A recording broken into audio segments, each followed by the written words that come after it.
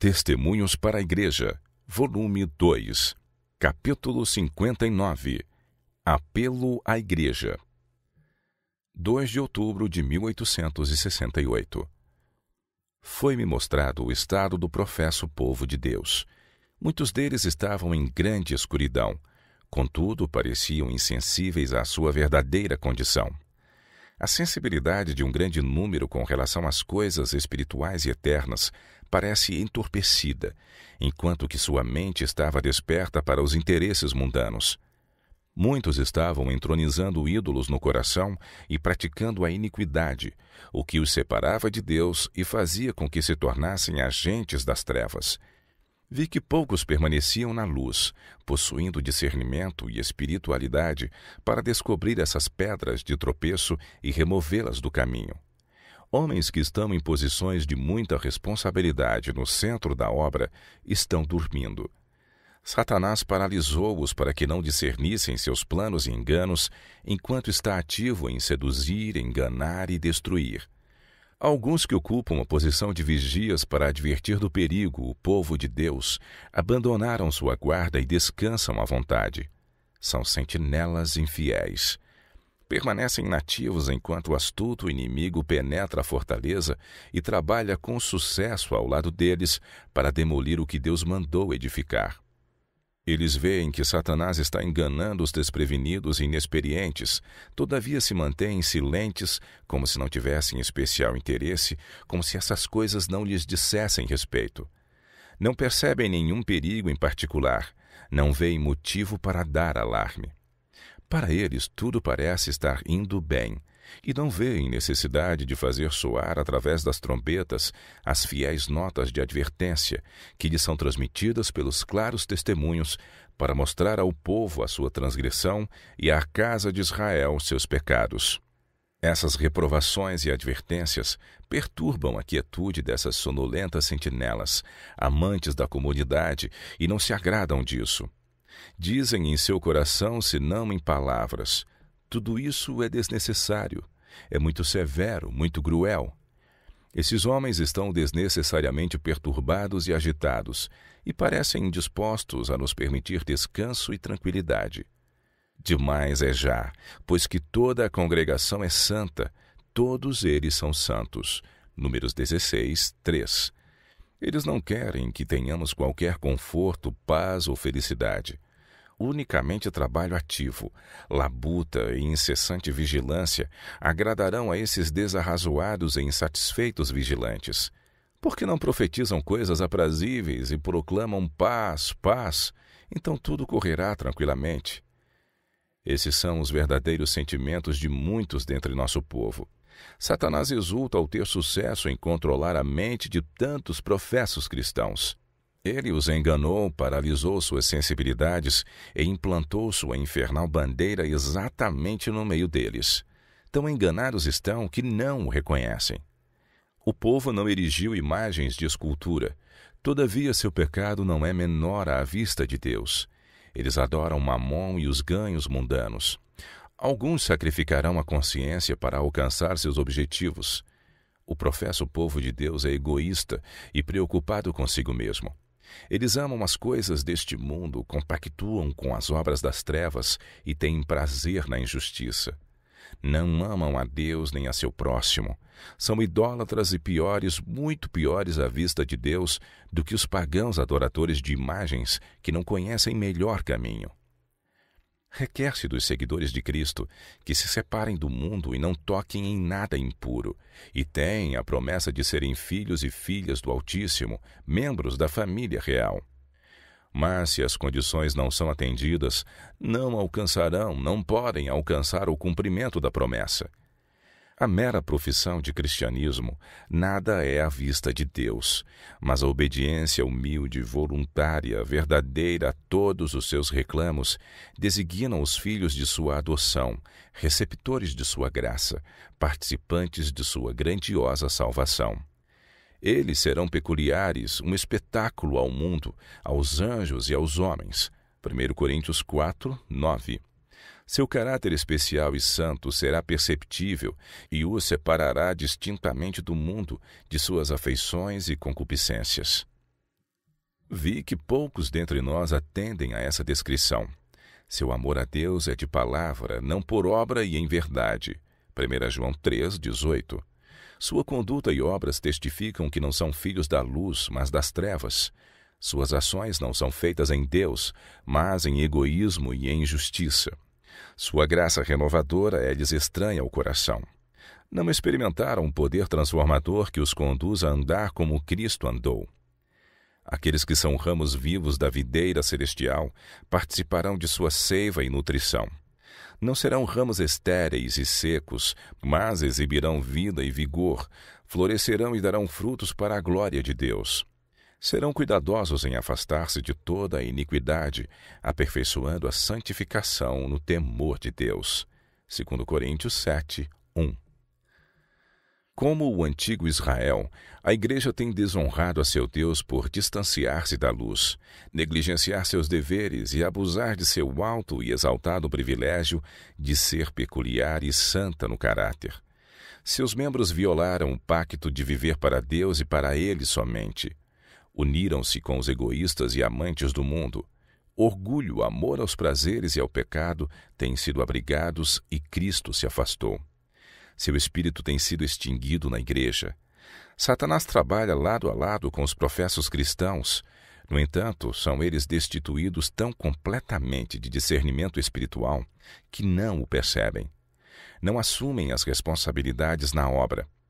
As solenes verdades que professam crer não são uma realidade para eles. Não possuem genuína fé. Homens e mulheres agirão de acordo com a fé que realmente possuem. Por seus frutos serão conhecidos. Não por sua religião, mas pelos frutos que produzem, mostrarão o caráter da árvore. Muitos têm aparência de piedade. Seus nomes estão nos registros da Igreja, mas têm um registro manchado no céu. O anjo relator escreveu fielmente suas ações.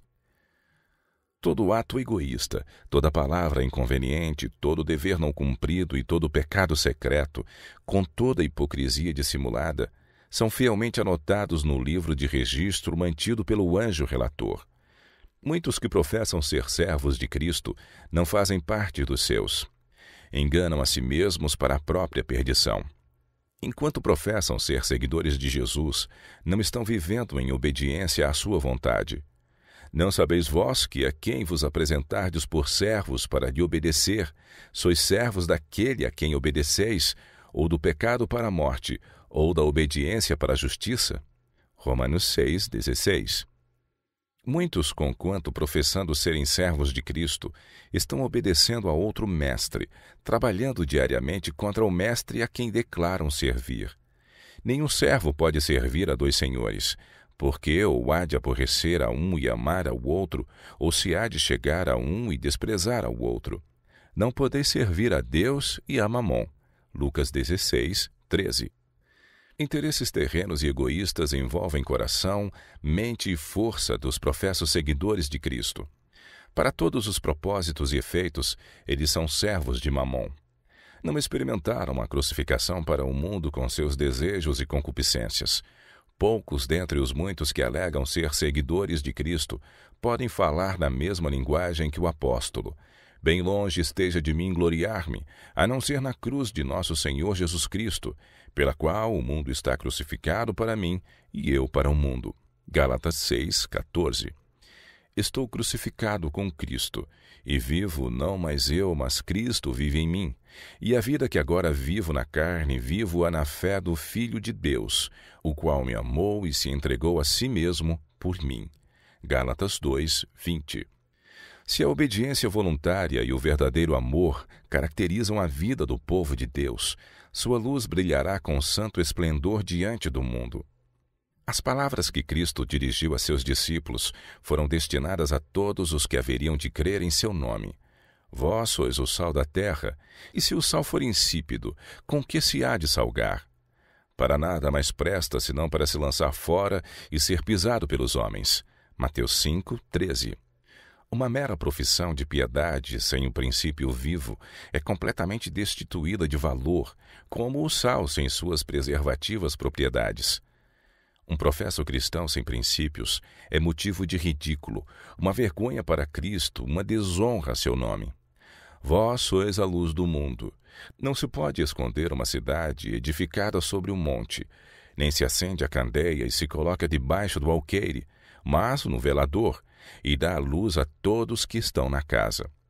Assim resplandeça a vossa luz diante dos homens, para que vejam as vossas boas obras e glorifiquem a vosso Pai que está nos céus. Mateus 5, 14-16. As boas obras do povo de Deus têm mais poderosa influência do que suas palavras. Por sua vida virtuosa e atos altruístas, o espectador é levado a desejar a mesma justiça que produz tão bons frutos. Ele é atraído pelo poder de Deus, que transforma seres humanos egoístas na imagem divina, e Deus é honrado, seu nome glorificado. Mas o Senhor é desonrado e sua causa envergonhada quando seu povo está escravizado ao mundo. Estão em amizade com o mundo e são inimigos de Deus. Sua única esperança de salvação é separar-se do mundo e zelosamente manter seu caráter distinto, santo e peculiar. Oh, porque o povo de Deus não cumpre as condições estabelecidas em sua palavra. Se fizesse isso, não falharia em compreender as excelentes bênçãos gratuitamente oferecidas por Deus aos humildes e obedientes. Fiquei pasmada ao observar a terrível escuridão em que se achavam muitos dos membros de nossas igrejas. A falta da verdadeira piedade era tal que se tornaram agentes de trevas e morte, em lugar de instrumentos de luz ao mundo. Muitos professavam amar a Deus, mas o negaram pelas obras. Não o amaram, não o serviram, nem lhe obedeceram. Seus interesses egoístas eram prioritários. Em um número grande deles, parecia haver uma alarmante falta de princípios. Foram abalados por influências não consagradas e pareciam não possuir raízes em si mesmos. Perguntei o que essas coisas significavam. Por que havia tal carência de espiritualidade e tão poucos possuíam uma experiência viva em coisas espirituais?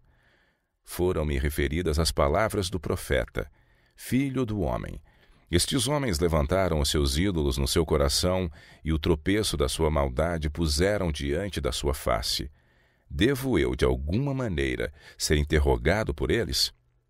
Portanto, fala com eles e dize-lhes: Assim diz o Senhor Jeová. Qualquer homem da casa de Israel que levantar os seus ídolos no seu coração e puser o tropeço de sua maldade diante da sua face, e vier ao profeta, eu, o Senhor, vindo ele, lhe responderei conforme a multidão dos seus ídolos, para que possa apanhar a casa de Israel no seu coração, porquanto todos se apartaram de mim para seguirem os seus ídolos. Ezequiel 14, de 3-5. O povo de Deus me foi apresentado como em estado de apostasia. Não têm os olhos fitos na glória de Deus. O importante é a própria glória.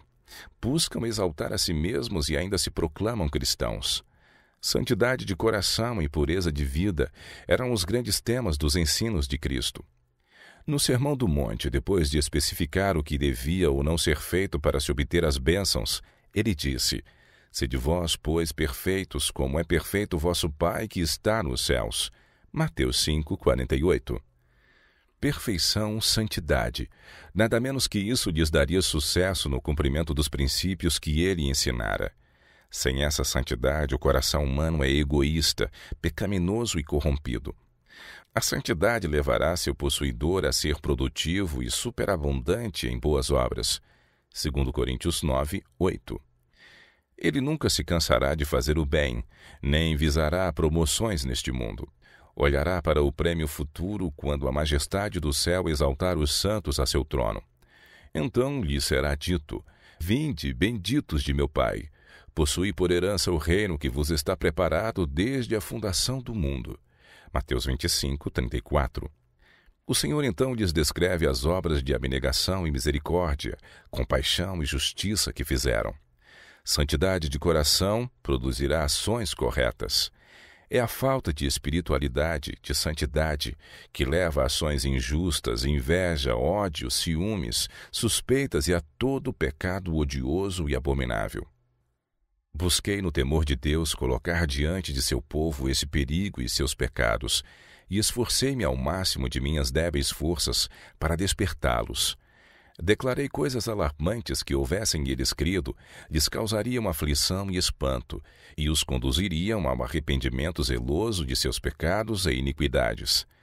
Expus-lhes que, pelo que foi-me mostrado, somente um pequeno número daqueles que agora professam crer na verdade serão finalmente salvos, não porque não possam ser salvos, mas porque não querem ser salvos pelo modo apontado por Deus. O caminho indicado por nosso Divino Senhor é muito estreito e sua porta muito apertada para admiti-los, enquanto apegados ao mundo ou abrigando o egoísmo ou pecados de qualquer espécie. Não há espaço para essas coisas. Contudo, não há senão poucos que consentirão em separar-se delas para que possam passar pela porta estreita e entrar pelo caminho apertado. As palavras de Cristo são claras.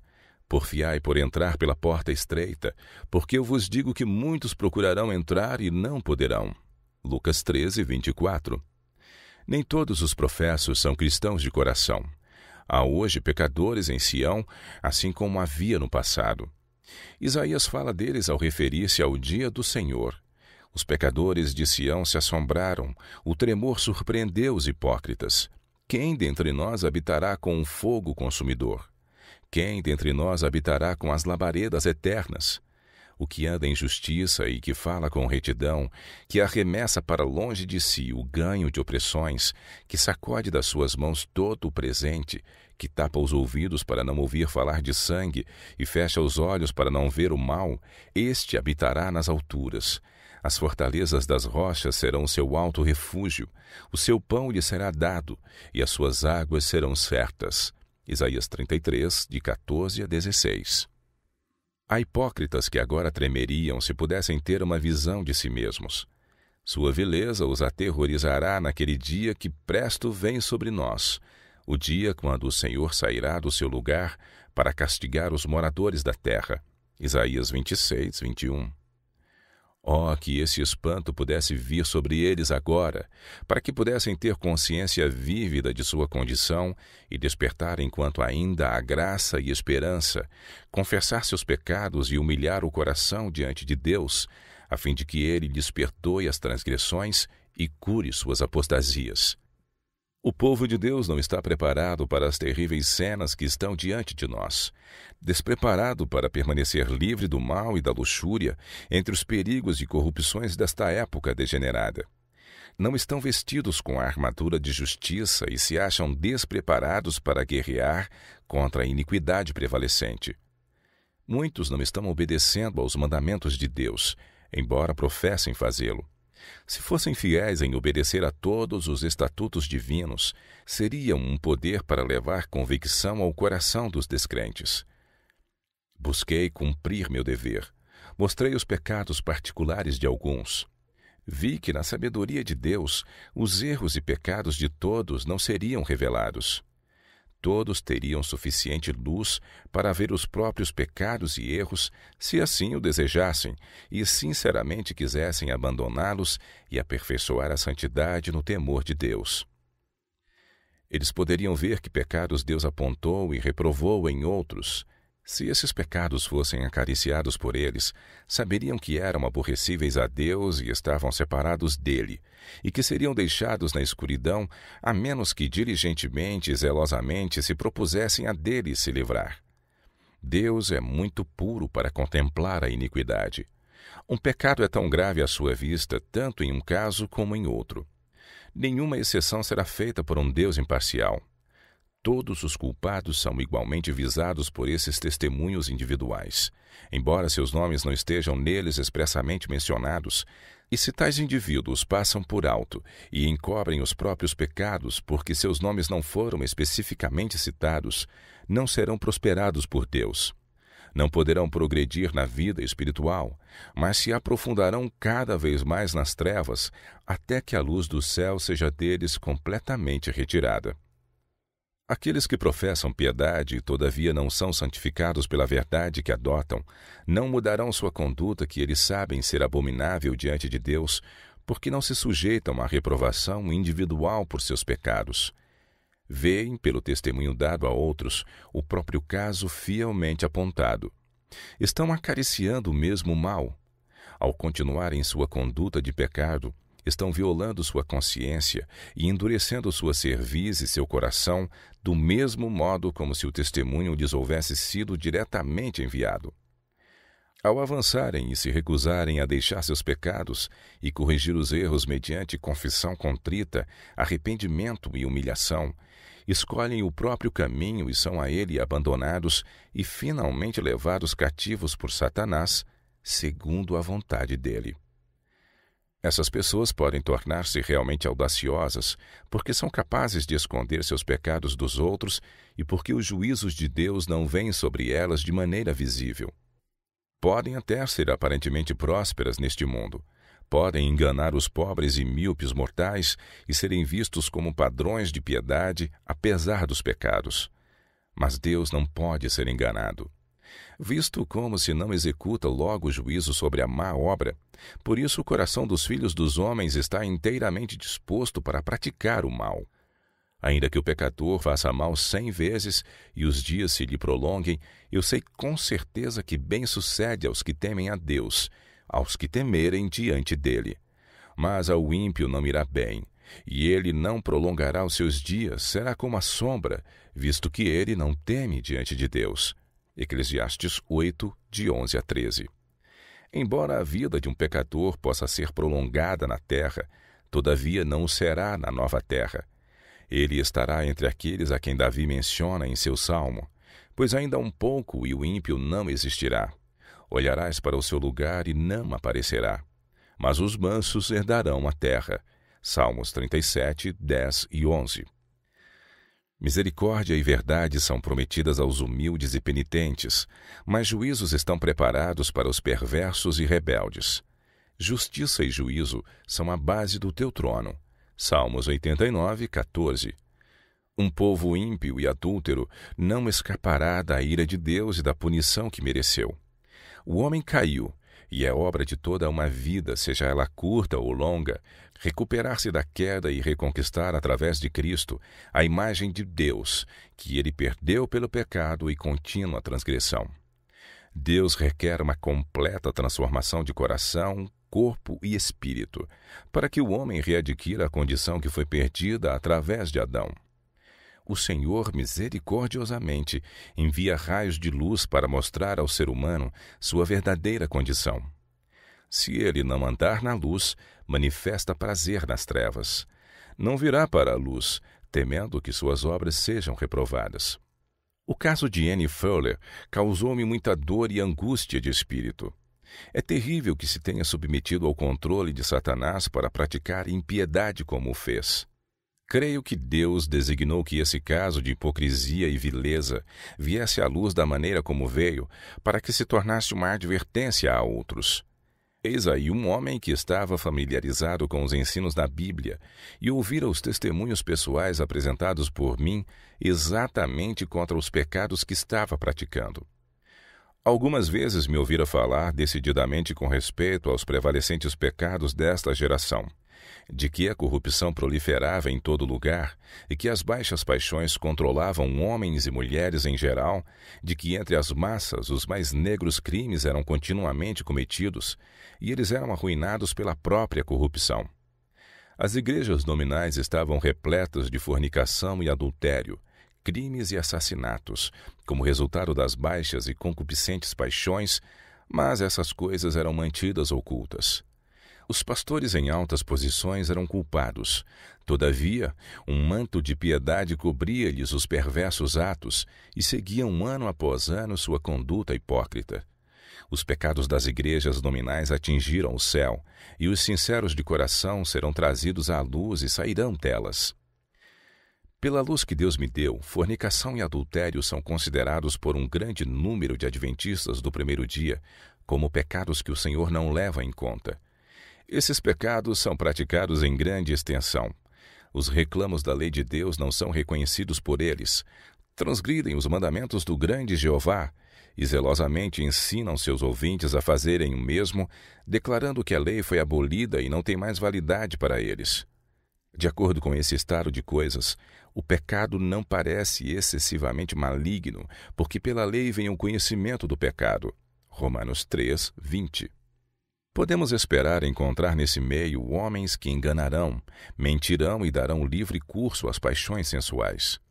Mas homens e mulheres que reconhecem a obrigatoriedade dos 10 mandamentos, que observam o 4º mandamento do Decálogo, cumprirão na vida os princípios de todos os 10 preceitos dados com majestoso poder no Sinai.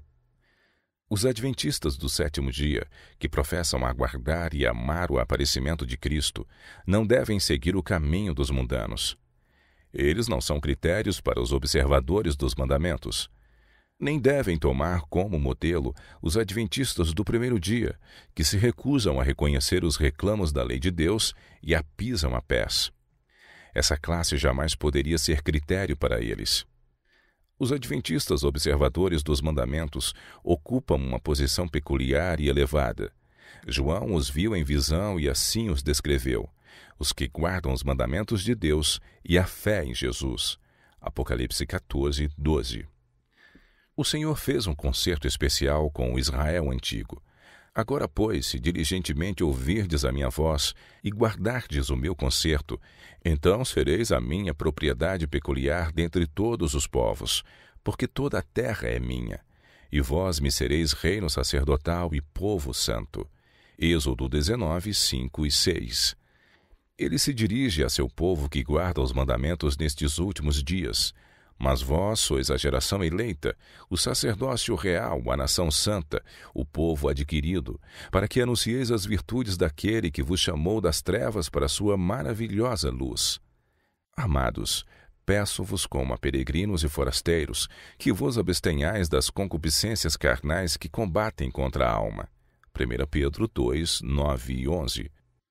Nem todos os que professam guardar os mandamentos de Deus mantêm seu corpo em santificação e honra.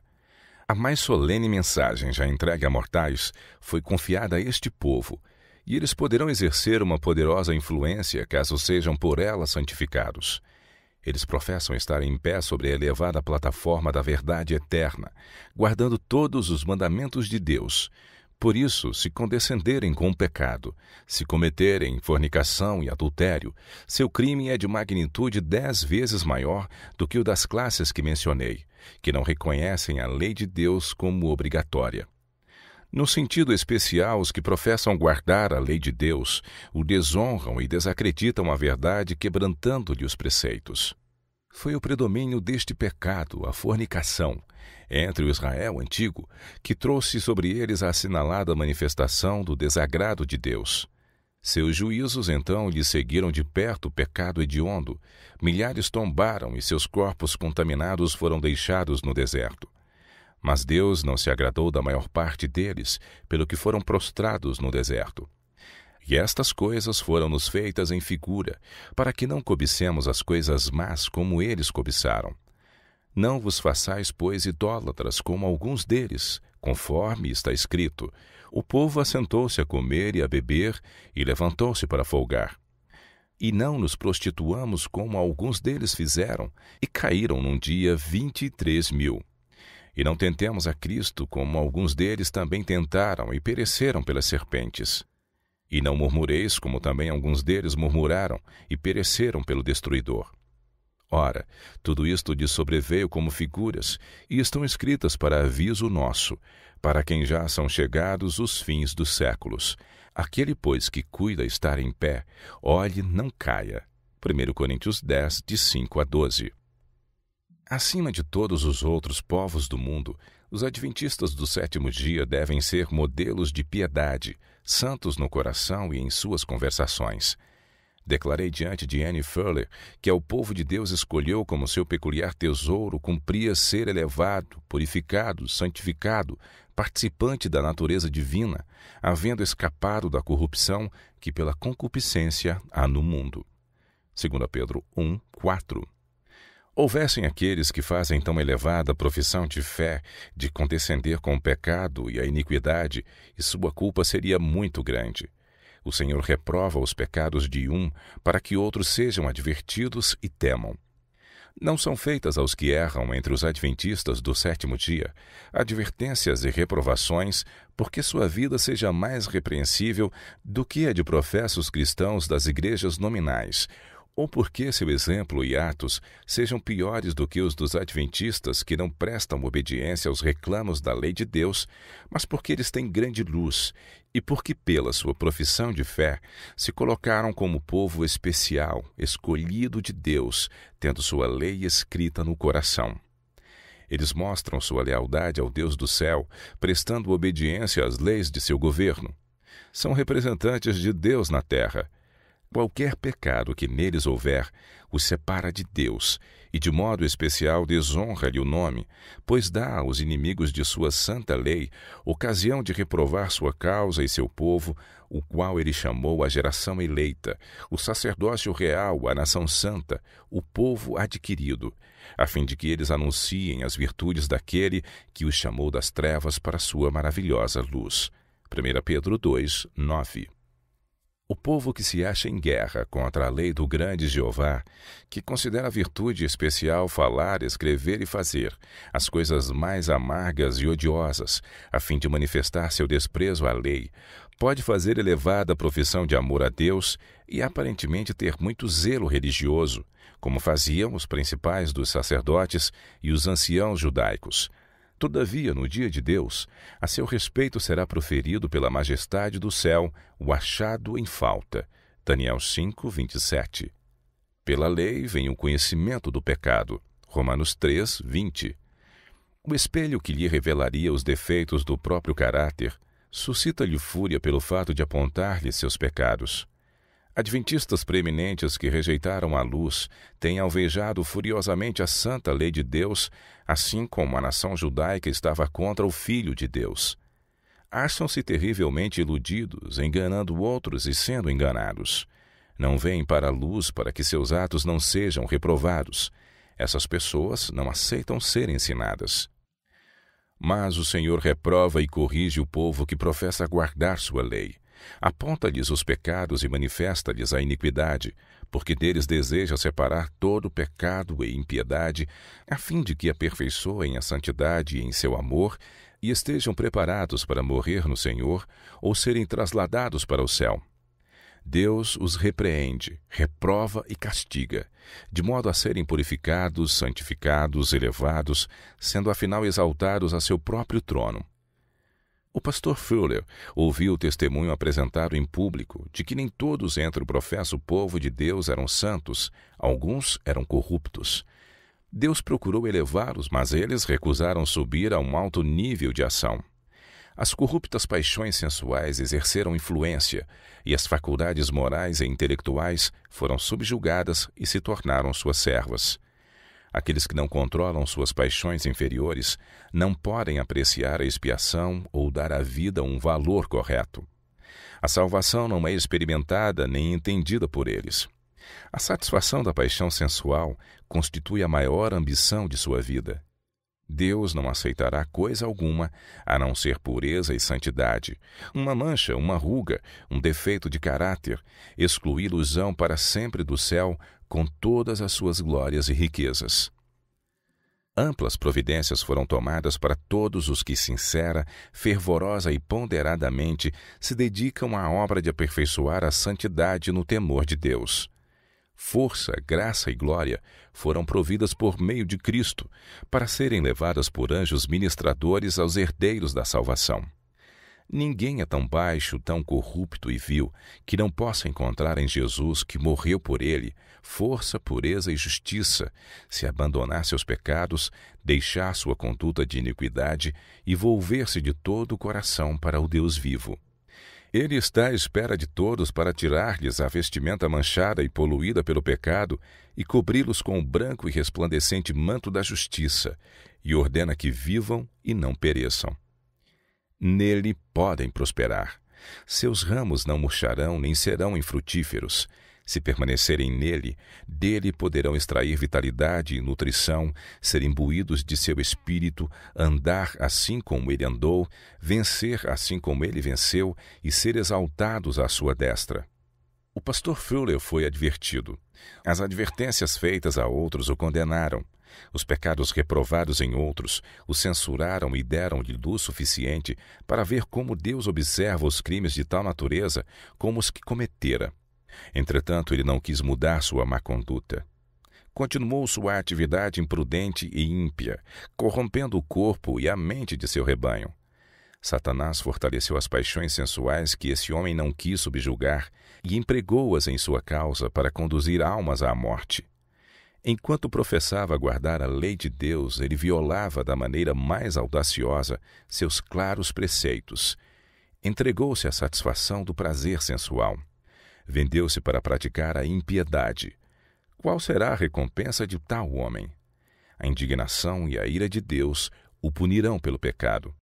A vingança divina se levantará contra todos aqueles cujas paixões sensuais têm sido disfarçadas sob um manto ministerial. Embora professasse ser pastor do rebanho, estava conduzindo-o à segura ruína. Esses temíveis resultados são frutos da inclinação da carne, que é inimizade contra Deus, pois não é sujeita à lei de Deus, nem em verdade o pode ser. Romanos 8, 7. Foi-me feita alusão a este texto. Não reine, portanto, o pecado em vosso corpo mortal, para lhe obedecerdes em suas concupiscências, nem tampouco apresenteis os vossos membros ao pecado por instrumentos de iniquidade, mas apresentai-vos a Deus como vivos dentre mortos, e os vossos membros a Deus como instrumentos de justiça. Romanos 6, 12 e 13. Professos cristãos, se não lhes for dada nenhuma outra luz, a não ser a contida nesta passagem, estarão sem desculpa se vocês se permitirem ser controlados por vis paixões. A palavra de Deus é suficiente para iluminar o espírito mais obscurecido e pode ser compreendida por todo aquele que sinceramente deseja entendê-la. Mas, não obstante isto, alguns que dizem fazer da palavra de Deus o objeto de seus estudos são encontrados vivendo em oposição direta a alguns de seus mais claros ensinos. Então, para que tanto homens como mulheres ficassem sem desculpa, Deus deu testemunhos claros e decisivos a fim de reconduzi-los à sua palavra, que eles negligenciaram seguir. Todavia, aqueles que servem às próprias concupiscências se voltam contra toda essa luz. Eles não deixarão sua conduta pecaminosa, mas continuarão a ter prazer na injustiça, mesmo em face das ameaças e da vingança de Deus contra aqueles que praticam tais coisas. Há muito tem sido minha intenção falar a minhas irmãs e dizer-lhes que, pelo que o Senhor achou por bem, mostrar-me de tempos em tempos a grande falta entre elas. Não são cuidadosas em evitar toda a aparência do mal. 1 Tessalonicenses 5:22. Não são recatadas em seu comportamento, como convém a mulheres que professam piedade. Suas palavras não são selecionadas e bem escolhidas, como devem ser as de mulheres que receberam a graça de Deus.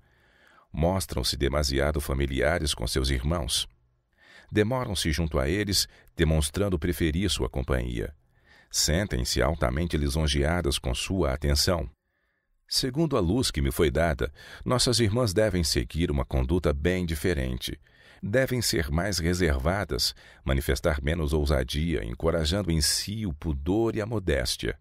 1 Timóteo 2, 9. Tanto irmãos como irmãs condescendem demais com conversas espirituosas quando em companhia uns dos outros. Mulheres que professam piedade toleram muitos gracejos, anedotas e risos. Isto é impróprio e ofende o Espírito de Deus. Tais exibições revelam falta de verdadeiro refinamento cristão. Não fortalecem a alma em Deus, mas redundam em grandes trevas, afastam os puros, perfeitos anjos celestiais e levam os que se entregam a esses erros a um baixo nível. Nossas irmãs devem encorajar a verdadeira mansidão, não devem ser ousadas, tagarelas, atrevidas, mas modestas e despretensiosas, cautelosas no falar. Devem cultivar a cortesia. Seria próprio e bem agradável a Deus serem bondosas, ternas, piedosas, perdoadoras e humildes. Se ocuparem esta posição, não serão objeto de indevida atenção de homens dentro ou fora da igreja. Todos sentirão que há um sagrado círculo de pureza em torno dessas mulheres tementes a Deus, que as abriga de qualquer liberdade não permissível. Há, da parte de algumas mulheres que professam piedade, deplorável liberdade de maneiras que leva ao erro e ao mal. Mas mulheres piedosas, cujo coração e mente se ocupam com temas que fortalecem a pureza de vida e que elevam a alma à comunhão com Deus, não serão facilmente desviadas do caminho da retidão e da virtude. Elas serão fortalecidas contra os enganos de Satanás, serão preparadas para resistir a seus artifícios sedutores. A vanglória, as modas do mundo, a concupiscência dos olhos, a concupiscência da carne, estão relacionadas com a queda da pessoa infeliz. É acariciado aquilo que agrada ao coração natural e à mente carnal. Tivesse a concupiscência da carne sido desarraigada de seu coração, não seriam elas tão fracas. Se nossas irmãs sentissem a necessidade de purificar seus pensamentos e jamais se permitissem a um descuido de comportamento que leve a atos impróprios, não necessitariam manchar sua pureza no mínimo que fosse. Se elas vissem um assunto como Deus me apresentou, sentiriam tal aversão por atos impuros que não seriam encontradas entre aqueles que caem pelas tentações de Satanás, não importa a quem ele escolha como instrumento. Um pregador pode estar lidando com coisas sagradas e santas e, não obstante, não ser puro de coração. Pode ele entregar-se a Satanás para praticar o mal e corromper a mente e o corpo de seu rebanho. Não obstante, se a mente das senhoras e moças que professam amar e temer a Deus for fortalecida pelo Espírito Santo, se tiverem exercitado a mente na pureza de pensamento e se educarem a evitar toda a aparência do mal, estarão livres de quaisquer propostas impróprias e protegidas contra a corrupção que prevalece ao seu redor. Escreveu o apóstolo Paulo com referência a si mesmo: Antes subjugo o meu corpo e o reduzo à servidão, para que pregando aos outros eu mesmo não venha de alguma maneira a ficar reprovado. 1 Coríntios 9, 27. Caso um ministro do Evangelho não refreie suas paixões inferiores, se deixa de seguir o exemplo do apóstolo e assim desonra sua religião e fé, a ponto de nem mesmo chamar de pecado a condescendência, nossas irmãs que professam piedade não devem por um instante sequer iludir-se ao pensamento de que o pecado ou o crime perde sua malignidade no mínimo que seja, pelo fato de seu pastor atrever-se a nele se envolver. O fato de os homens que se acham em posições de responsabilidade se mostrarem familiares com o pecado não deve diminuir a culpabilidade e a enormidade do pecado na mente de ninguém. O pecado deve parecer tão maligno, tão detestável, como tem sido considerado até agora, e a mente dos puros e elevados deve repelir e evitar aqueles que transigem com o pecado, como fugiria de uma serpente cuja picada fosse mortal. Se as irmãs fossem nobres e possuíssem pureza de coração, quaisquer tentativas de aproximação corrupta, mesmo de seu pastor, seria repelida com tal firmeza que jamais precisaria repetir-se. As mentes devem estar terrivelmente obscurecidas por Satanás quando dão ouvidos à voz do sedutor pelo fato de ser ele pastor e transgridem dessa forma os claros e positivos mandamentos de Deus e se lisonjeiam de que não cometem nenhum pecado. Não temos nós as palavras de João? Aquele que diz, eu conheço-o, e não guarda seus mandamentos, é mentiroso, e nele não está a verdade. 1 João 2, 4. Que diz o mandamento? Não adulterarás. Êxodo 20, 14. Quando um homem que professa guardar a santa lei de Deus e ministrando coisas sagradas tira vantagem da confiança que sua posição lhe confere, e procura condescender com suas paixões inferiores, este fato deveria por si só ser suficiente para tornar possível a uma mulher que professa piedade ver que, embora sua religião seja tão elevada quanto o céu, uma proposta impura da parte dele, na realidade originou-se de Satanás disfarçado em anjo de luz. Não posso crer que a palavra de Deus habite no coração daqueles que tão prontamente depõem sua inocência e virtude sobre o altar das paixões concupiscentes. Minhas irmãs, evitem até a aparência do mal. Nesta época dissoluta e enegrecida pela corrupção, não estarão a salvo a menos que permaneçam vigilantes. Raras são a virtude e a modéstia. Apelo a que, como seguidoras de Cristo, façam uma exaltada profissão de fé, cultivem o precioso e inestimável adorno da modéstia. Isso preservará a virtude. Se nutrem qualquer esperança de ser finalmente exaltadas, para se juntarem à companhia dos puros, inocentes anjos e viverem em uma atmosfera onde não há o menor vestígio de pecado, cultivem a modéstia e a virtude. Coisa alguma a não ser a pureza, sagrada pureza, subsistirá no exame final, permanecerá no dia de Deus e será recebida no puro e santo céu. Seja qual for a fonte das quais procedam, as mais leves insinuações que as convidem a transigir com o pecado ou a permitir a menor liberdade injustificável para com a sua pessoa, devem ser repelidas como o maior dos insultos à sua dignidade feminina. O beijo na face em tempo e lugar impróprios deve levar-lhes a repelir o emissário de Satanás com revolta. Se ele procede de alguém que se acha em posição elevada, que lida com coisas sagradas, o pecado é de magnitude 10 vezes maior e deve levar a mulher ou a jovem tementes a Deus a horrorizar-se, não só do pecado que ele desejaria que cometessem, mas da hipocrisia e vileza de alguém a quem as pessoas respeitam e honram como servo de Deus. Ele está manejando coisas sagradas, embora esconda sua torpeza de coração sob um manto pastoral. Tenho receio de qualquer coisa semelhante a esta familiaridade. Estejam seguras de que a menor aproximação disto é evidência de uma mente lasciva e de um olhar sensual. Caso se dê o mínimo incentivo nesse sentido, se forem toleradas quaisquer das liberdades mencionadas, não pode ser dada nenhuma evidência melhor de que sua mente não é pura e inocente como deve ser, e de que para vocês o pecado e o delito possuem encanto. Rebaixam a norma de sua digna e virtuosa feminilidade e dão inconfundível evidência de que deixaram permanecer no coração uma paixão baixa, irrefreável, vulgar e licenciosa que jamais foi crucificada. Quando me são mostrados os perigos daqueles que professam coisas melhores e os pecados que existem entre eles, uma classe que não é suspeita de estar em qualquer perigo desses pecados poluidores, tenho sido levada a perguntar: quem, ó Senhor, subsistirá quando apareceres? Apenas os limpos de mãos e puros de coração permanecerão no dia da sua vinda. Sinto-me impelida pelo Espírito do Senhor a apelar a minhas irmãs que professem piedade a seguirem a modéstia de comportamento e uma discrição apropriada com temor e sobriedade. As liberdades tomadas nesta época de corrupção não devem servir de norma para os seguidores de Cristo. Essas exibições comuns de familiaridade não devem existir entre cristãos que se estão preparando para a imortalidade.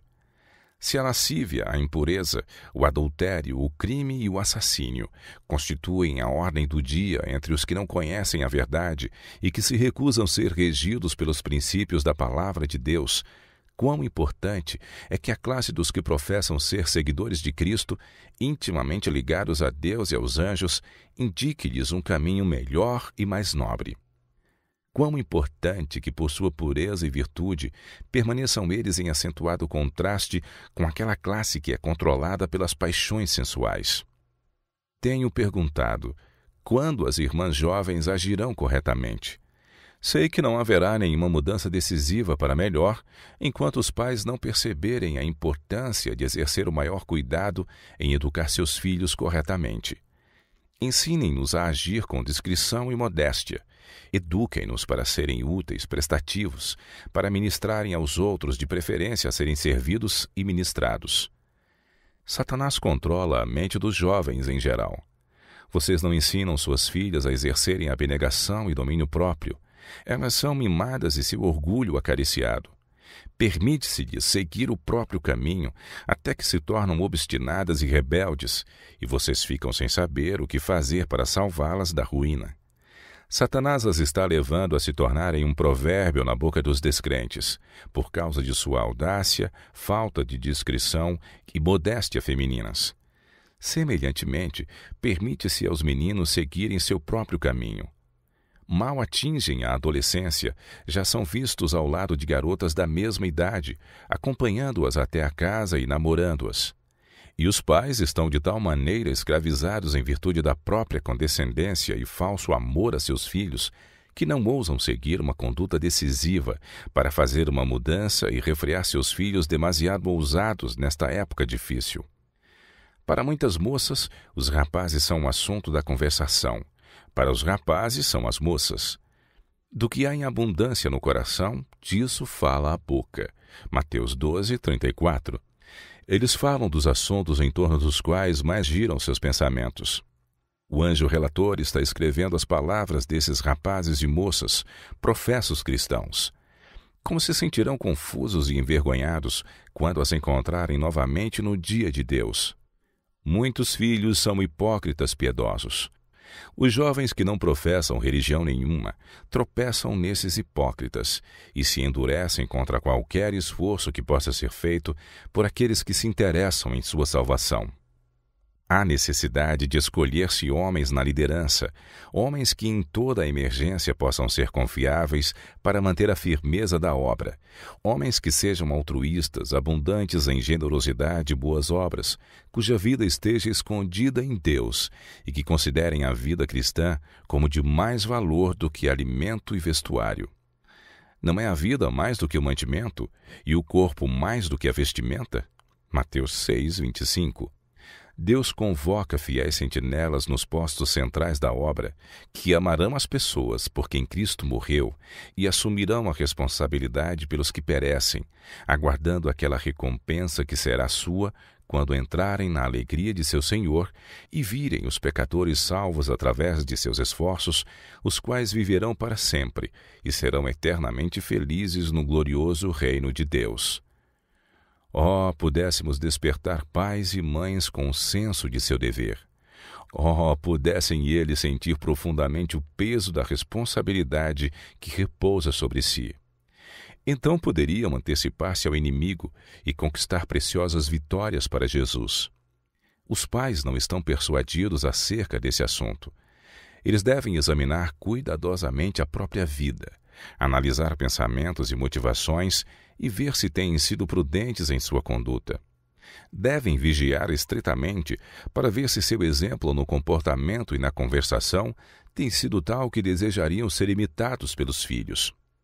Pureza e virtude devem resplandecer de suas palavras e atos diante dos filhos. Tem-se-me mostrado famílias em que o marido e pai não manteve esta discrição que dignifica uma santa varonilidade pertinente a um seguidor de Cristo.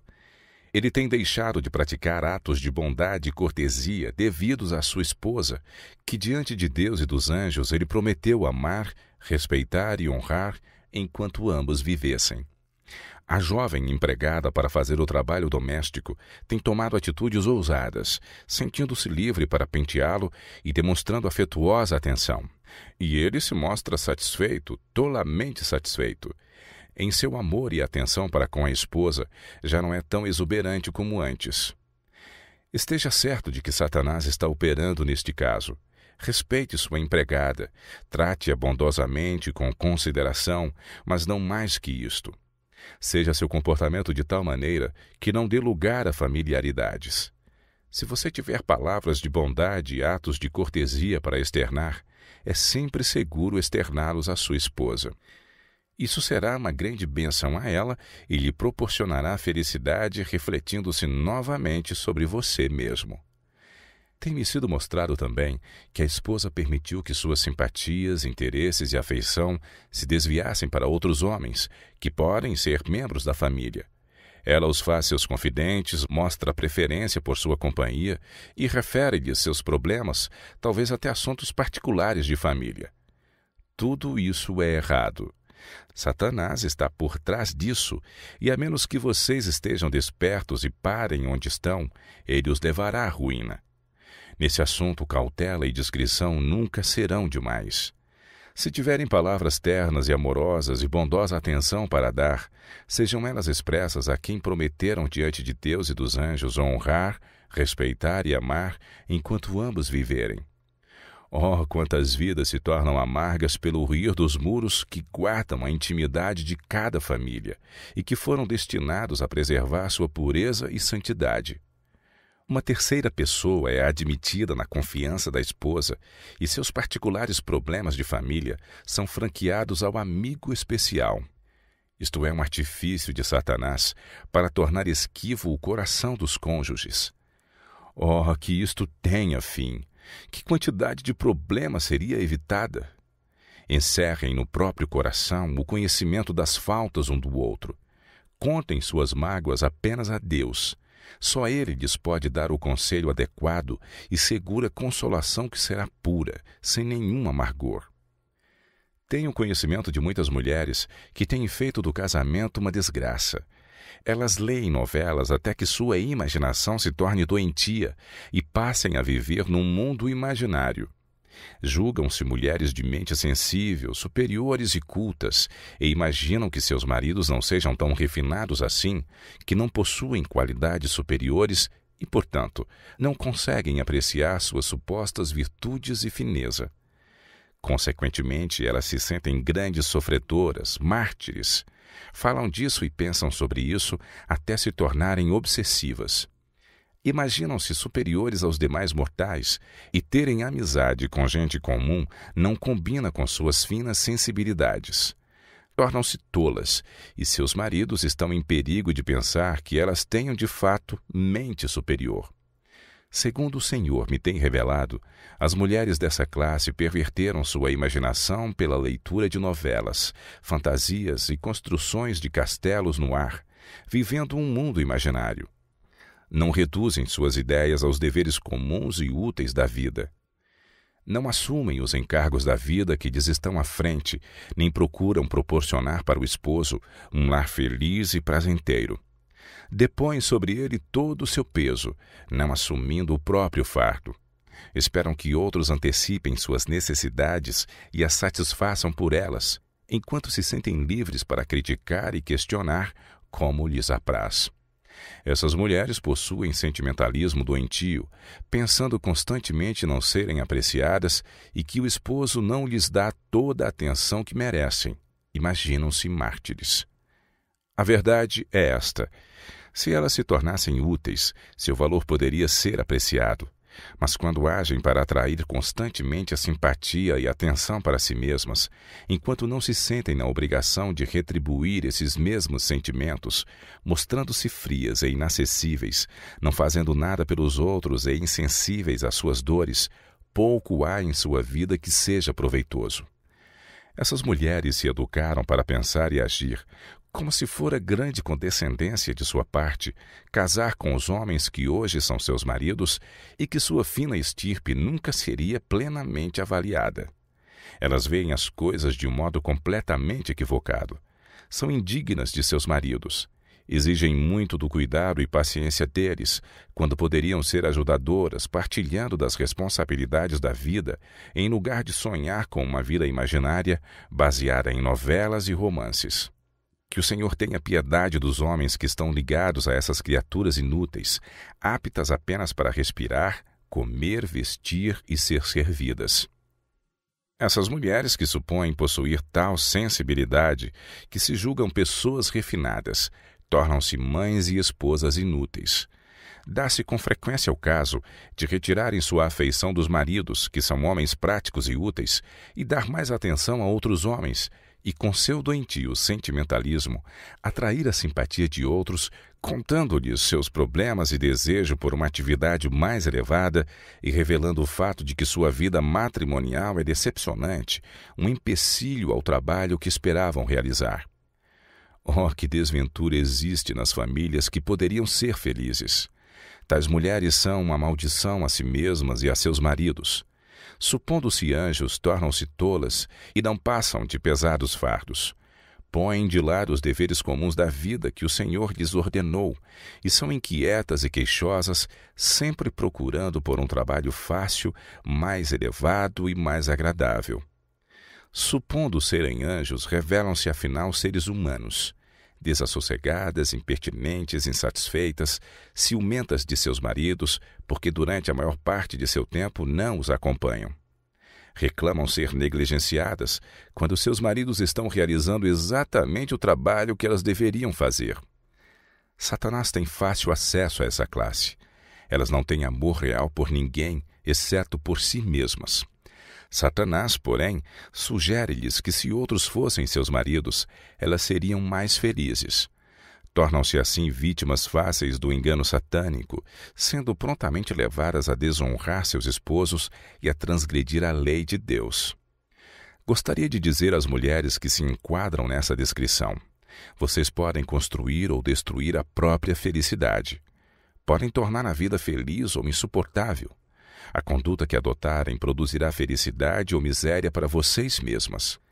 Será que tais mulheres nunca pensaram que seus maridos podem se aborrecer delas por sua inutilidade, impertinência, espírito de acusação e ataques de choro, enquanto imaginam ser seu caso assim tão lamentável?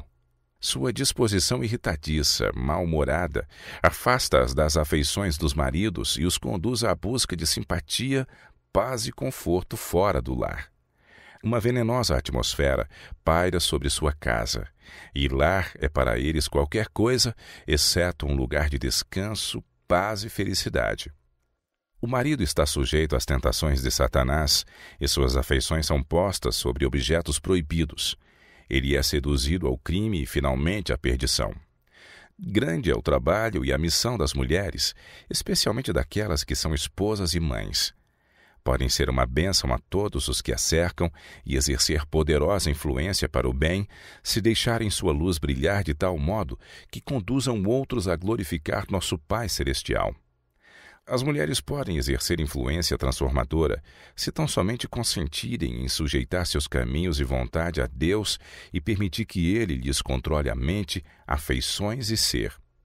Elas podem exercer uma influência que contribuirá para beneficiar e elevar aqueles com os quais se associam. Mas tal classe de pessoas geralmente não tem consciência do poder que possui. Exercem influência inconsciente que parece brotar naturalmente de uma vida santificada, um coração renovado. É o fruto que cresce espontâneo da boa árvore de cultura divina. O eu é esquecido, imerso na vida de Cristo. Ser rico em boas obras é tão natural como respirar. Elas vivem para fazer o bem aos outros e ainda estão prontas a dizer: somos servas inúteis. Deus designou à mulher sua missão. Se ela, de maneira humilde, mas no melhor de suas habilidades, fizer de seu lar um céu, fiel e carinhosamente cumprindo seus deveres para com o marido e filhos, de contínuo deixando que uma santa luz resplandeça de sua vida útil, pura e virtuosa, para iluminar todos os que a cercam, estará cumprindo a obra a ela confiada por seu mestre, e ouvirá dos lábios divinos as palavras: bem está, servo bom e fiel, entra no gozo do teu Senhor. Mateus capítulo 25, verso 21. Essas mulheres que estão fazendo com pronta disposição o que suas mãos encontram para fazer, com alegria de espírito, ajudando o esposo a levar seus fardos e educando os filhos para Deus, são missionárias no mais alto sentido. Elas estão empenhadas em um importante ramo da grande obra a ser feita na terra, a fim de preparar os mortais para uma vida mais elevada, e receberão sua recompensa. Os filhos devem ser preparados para o céu e habilitados a brilharem nas cortes do reino de Deus. Quando os pais, especialmente as mães, possuem verdadeiro senso da obra importante e de responsabilidade que Deus lhes deu, não se empenharão demasiado em assuntos que dizem respeito aos vizinhos com os quais eles nada têm a ver. Não irão de casa em casa para se entregar a mexericos correntes, demorando-se nas faltas, erros e incoerências de seus vizinhos. Eles se sentirão tão sobrecarregados com o cuidado dos próprios filhos que não encontrarão tempo para levantar acusações contra seus vizinhos. Mexeriqueiros e boateiros são uma terrível maldição à igreja e à vizinhança. 2/3 de todos os problemas da igreja procedem dessa fonte. Deus requer que todos cumpram fielmente os deveres diários. Esses são negligenciados pela maior parte dos professos cristãos. O dever presente é perdido de vista, especialmente pela classe que já mencionei, que se julga uma ordem de seres superiores aos mortais que a cercam. O fato de sua mente estar fixada nesse pensamento já é uma prova de que são uma classe inferior, estreita, presunçosa e egoísta. Sentem-se muito superiores aos mansos e humildes de espírito, aos quais Jesus disse ter chamado. Estão sempre buscando assegurar posições, obter aplausos e reconhecimento por alguma grande obra que outros não podem fazer. Mas a sensibilidade de sua estrutura culta é perturbada pela associação com os humildes e desafortunados. Elas não reconhecem a razão de tudo isso, mas o motivo de evitarem os deveres desagradáveis jaz em seu extremado egoísmo. O eu é o centro de todas as suas ações e motivos. Foi-me apontada a majestade do céu. Quando ele, adorado pelos anjos, exaltado em honra, esplendor e glória, veio à terra e se achou na forma de homem, não alegou sua elevada natureza como desculpa para manter-se distante dos desafortunados. Em seu trabalho era encontrado em meio aos aflitos, pobres, perseguidos e necessitados. Cristo era a personificação do refinamento e da pureza. Sua vida e caráter eram elevados. Todavia, em seu trabalho, ele não se achava entre os homens de nobres títulos, nem entre os mais honrados do mundo, mas com os desprezados e necessitados. Eu vim, disse o divino mestre, para salvar o que se havia perdido. Lucas 19, verso 10. Sim, a majestade do céu sempre estava trabalhando para ajudar aqueles que mais necessitavam. Possa o exemplo de Cristo tornar vergonhosas as desculpas daquela classe que está tão atraída por seu pobre ego, que considera humilhante a seu refinado gosto e alta vocação ajudar os mais desfavorecidos. Tais pessoas assumem uma posição mais elevada do que seu Senhor e ficarão pasmadas em descobrir que estão mais baixo do que os mais baixos daquela classe, diante da qual sua natureza refinada e sensível se chocava só de pensar em misturar-se com ela e servi-la. Verdadeiramente nem sempre é agradável unir-se ao Mestre e tornar-se coobreiro com ele, ajudando os que mais necessitam de auxílio. Mas essa é a obra para a qual Cristo humilhou a si mesmo. É o servo maior do que seu Senhor? Ele nos deu exemplo e requer que o imitemos. Pode ser desagradável, mas o dever exige que tal serviço seja feito. São necessários homens fiéis e escolhidos na liderança da obra. Aqueles que não têm e não desejam ter experiência em assumir responsabilidades não devem de forma alguma estar ali. São necessários homens que vigiem pelas pessoas como quem tem de dar conta delas. Pais e mães em Israel são necessários nessa importante função. Deixem que os egoístas e preocupados consigo mesmos, os avarentos, os cobiçosos, descubram um lugar onde seus miseráveis traços de caráter não sejam tão patentes. Quanto mais isolados ficarem, melhor para a causa de Deus. Apelo ao povo de Deus onde quer que se encontrem. Despertem para seu dever.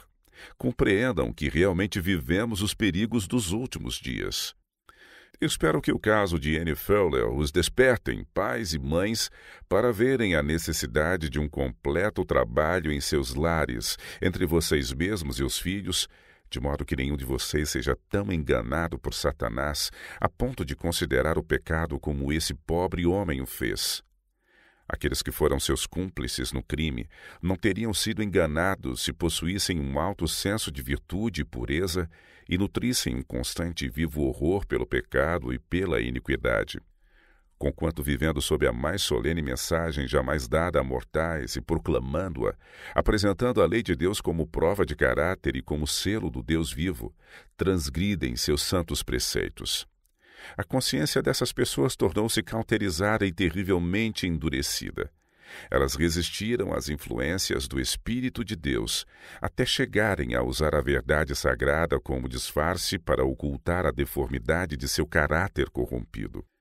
Aquele homem tem sido horrivelmente enganado por Satanás, tem servido às suas corruptas paixões, embora professando ser consagrado à obra de Deus e ministrando as coisas sagradas.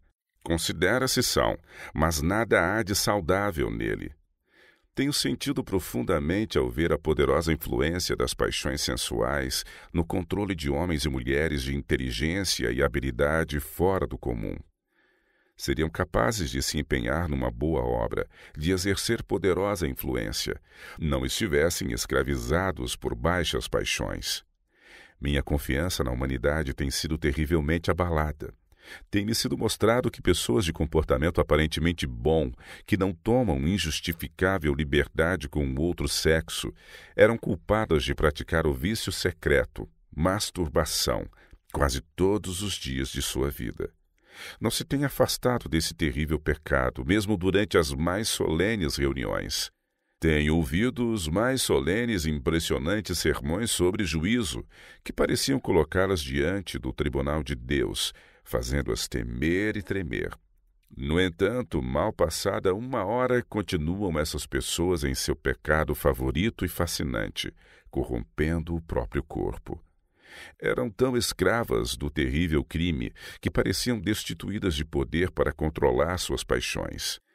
Temos trabalhado fervorosamente por alguns deles, temos rogado, temos chorado e orado por eles. No entanto, sabemos que, em meio a todo o nosso esforço e angústia, a força horrível do hábito pecaminoso tem obtido a vitória e esses pecados têm sido cometidos.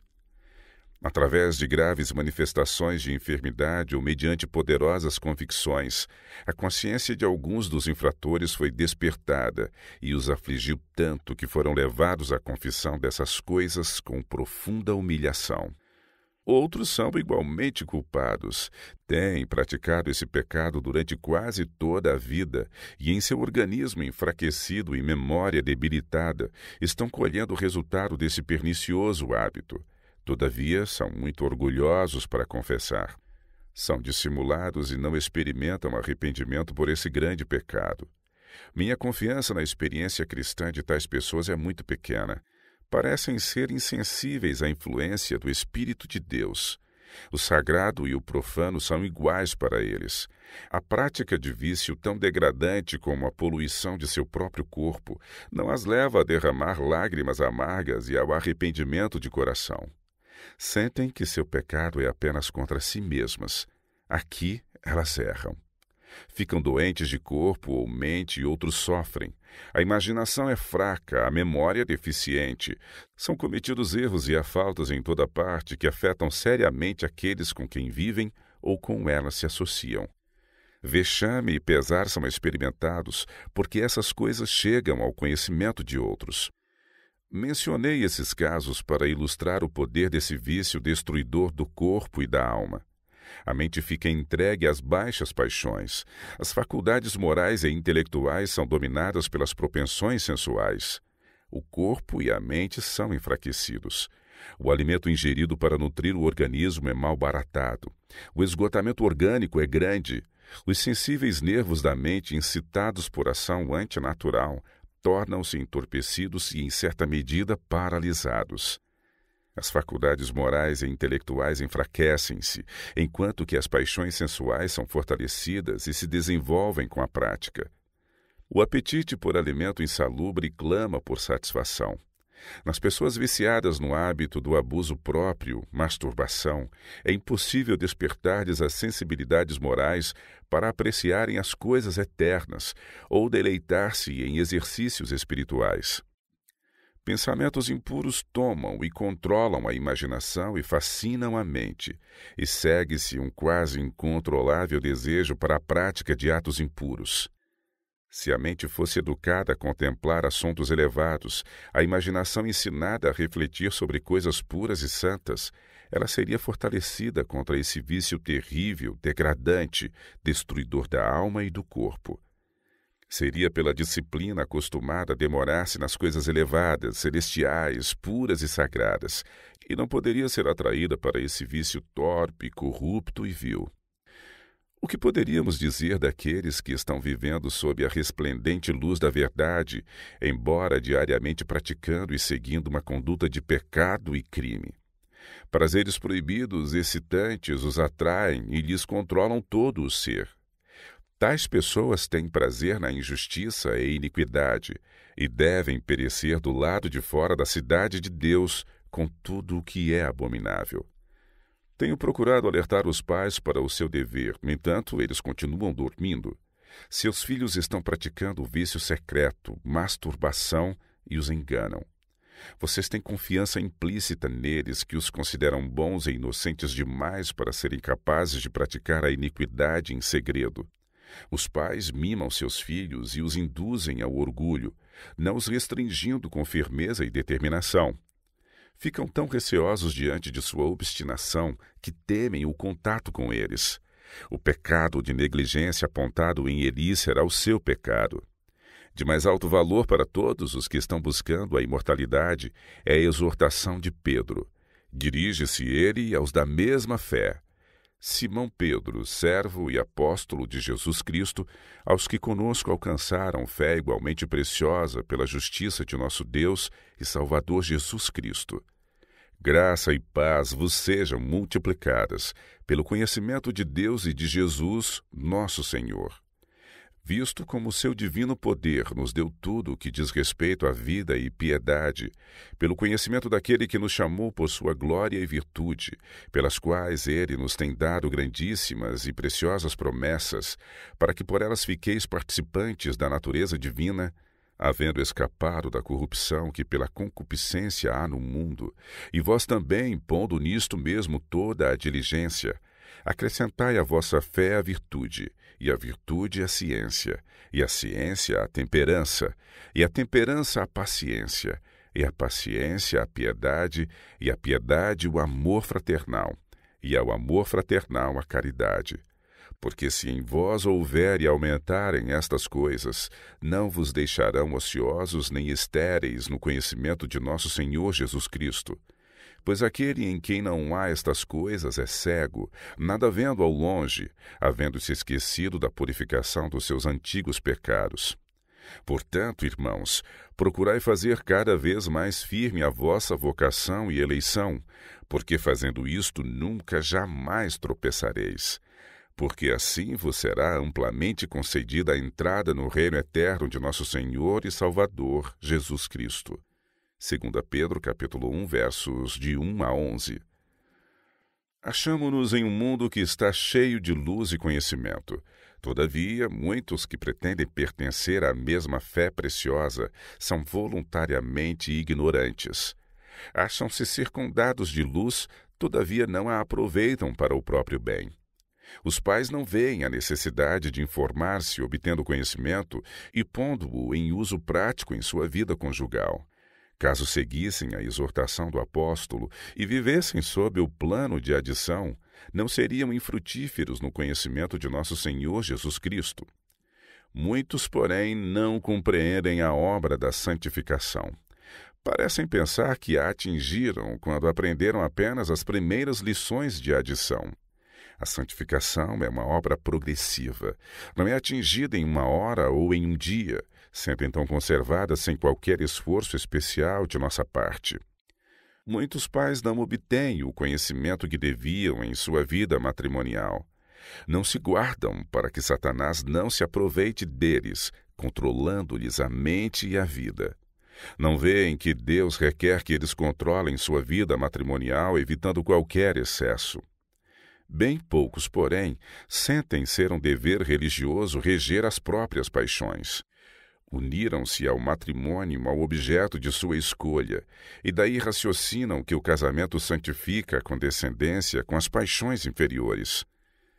Mesmo homens e mulheres que professam piedade dão rédea solta às suas paixões de concupiscência e nem pensam que Deus os considera responsável pelo dispêndio de energia vital que lhes enfraquece o poder na vida e enerva-lhes todo o organismo. O concerto matrimonial encobre pecados das mais negras cores.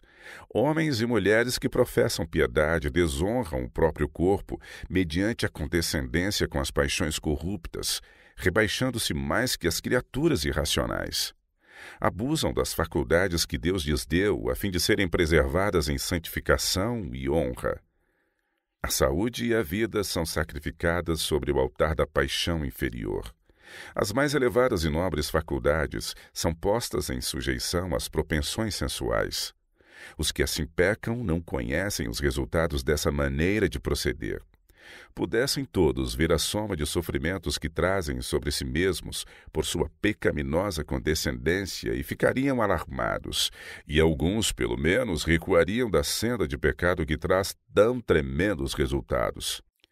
Tão miserável é a existência arrastada por uma grande classe que a morte lhe seria preferível à vida. E muitos morrem prematuramente, sacrificada a existência nessa obra inglória de excessiva satisfação das paixões sensuais. Todavia, por serem casados, julgam não cometer pecado nenhum. Homens e mulheres, um dia vocês aprenderão o que seja a concupiscência e o resultado de satisfazê-la. Pode-se encontrar no casamento paixão de tão baixa qualidade como fora dele. O apóstolo Paulo exorta os maridos a amarem sua esposa como também Cristo amou a igreja e a si mesmo se entregou por ela. Assim devem os maridos amar suas próprias mulheres como a seus próprios corpos. Quem ama a sua mulher ama a si mesmo, porque nunca ninguém aborreceu a sua própria carne, antes a alimenta e sustenta como também o Senhor a igreja. Efésios 5, versos 25, 28 e 29.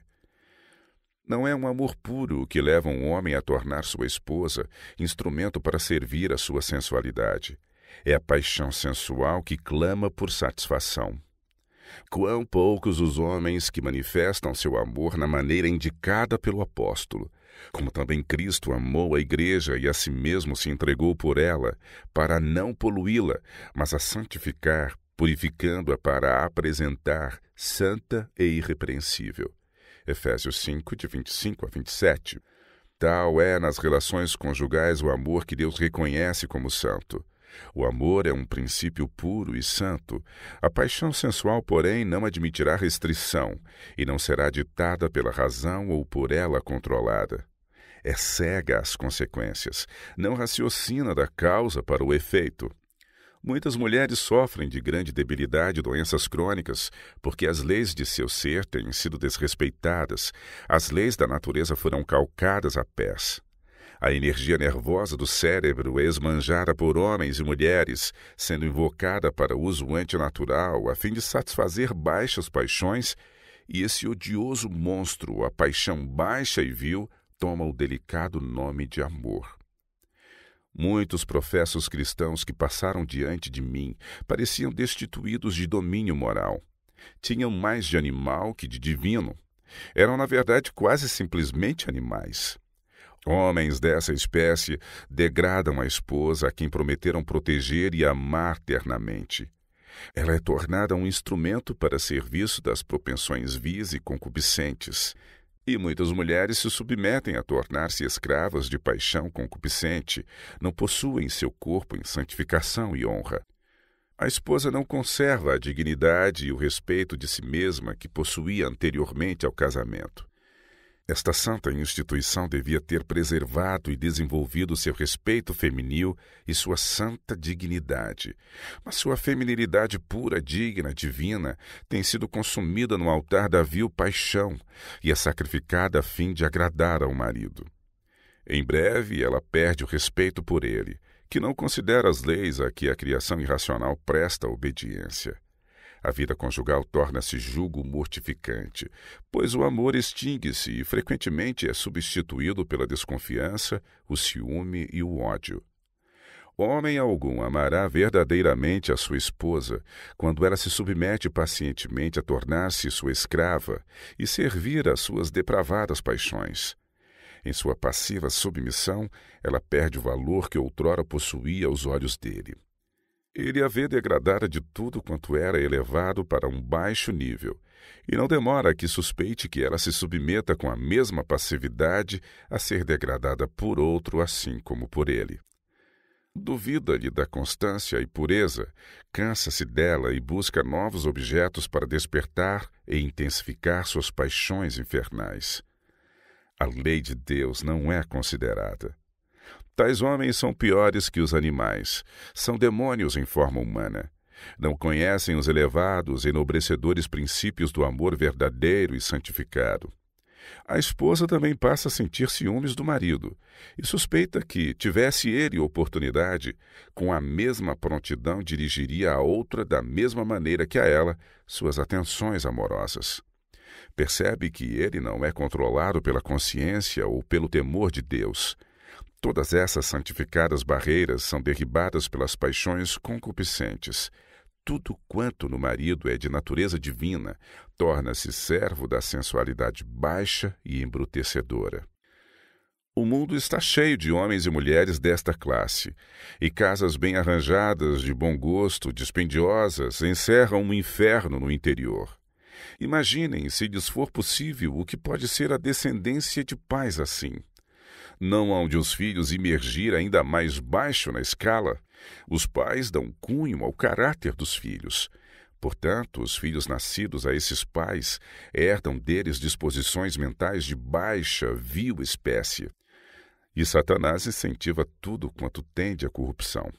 A questão a ser assentada agora é: há de a esposa sentir-se obrigada a ceder implicitamente às exigências do marido, quando ela vê que coisa alguma senão a paixão vil domina, e quando sua razão e discernimento se acham convencidos de que ela o faz com dano do próprio corpo, que Deus lhe ordenou possuir em santificação e honra, conservar como sacrifício vivo para Deus? Não é amor puro e santo que leva a esposa a satisfazer as propensões sensuais do esposo, com prejuízo da saúde e da vida. Caso ela tenha verdadeiro amor e sabedoria, procurará desviar-lhe a mente da satisfação das paixões impuras para assuntos elevados e espirituais, falando sobre assuntos espirituais interessantes. Talvez seja necessário insistir humilde e afetuosamente, mesmo com risco de o desagradar, em que ela não pode desonrar seu corpo cedendo a excessos sensuais. Deve bondosa eternamente lembrar-lhe que Deus tem direitos mais altos, acima de todos os outros direitos, sobre todo o seu ser, e que ela não pode desrespeitar esses direitos, pois será por isto responsável no grande dia de Deus. Ou não sabeis que o vosso corpo é o templo do Espírito Santo, que habita em vós proveniente de Deus, e que não sois de vós mesmos?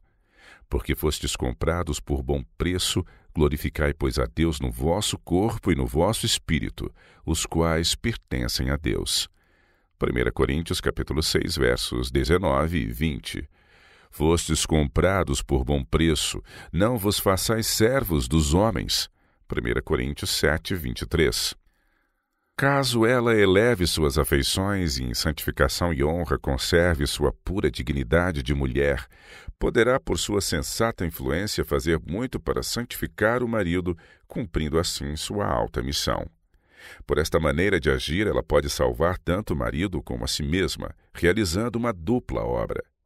Nesta questão tão delicada e tão difícil de manejar, são necessárias muita sabedoria e paciência, bem como ânimo e fortaleza morais. Graça e resistência podem ser obtidas na oração. O amor sincero deve ser o princípio dominante do coração. Amor a Deus e ao esposo pode unicamente ser a justa norma de procedimento. Julgue a mulher que é prerrogativa do marido ter inteiro domínio sobre seu corpo e moldar-lhe o espírito de modo a ajustar-se ao dele em todos os sentidos para seguir a mesma direção que o seu e renuncia à sua individualidade. Ela perde a identidade mergindo na do marido. É uma simples máquina para ele dirigir a sua vontade, uma criatura do seu prazer. Ele pensa por ela, decide por ela age. Ela desonra a Deus em ocupar essa posição passiva.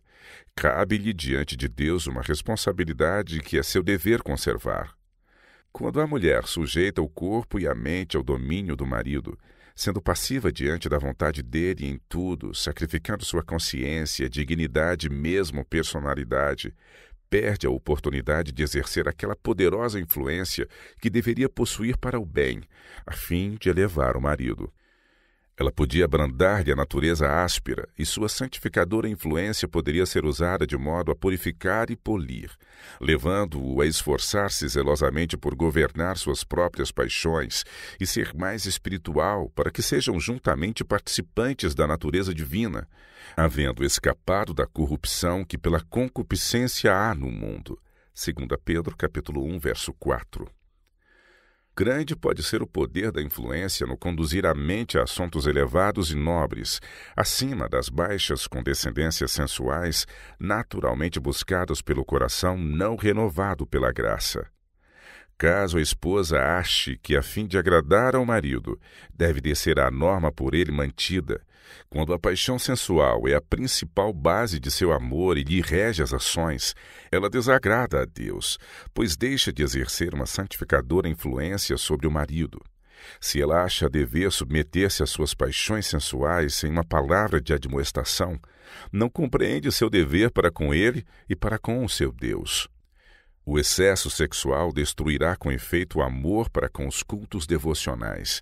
Tirará do cérebro a substância necessária para nutrir o organismo, vindo positivamente a destruir a vitalidade.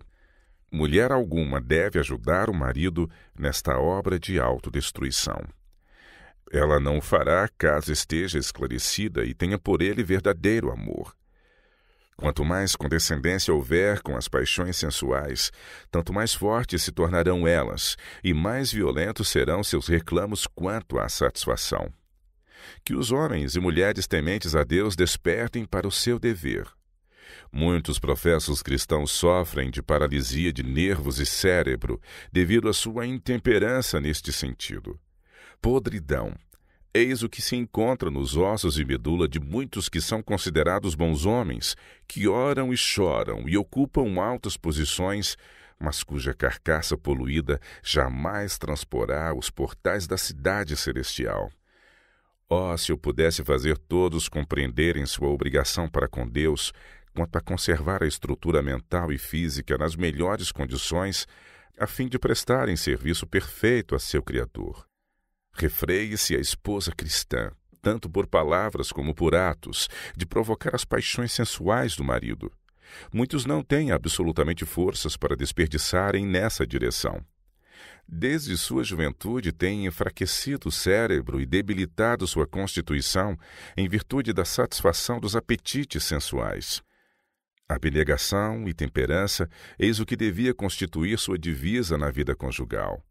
Então os filhos não serão tão propensos a ter suas faculdades morais e intelectuais enfraquecidas e as paixões sensuais robustecidas.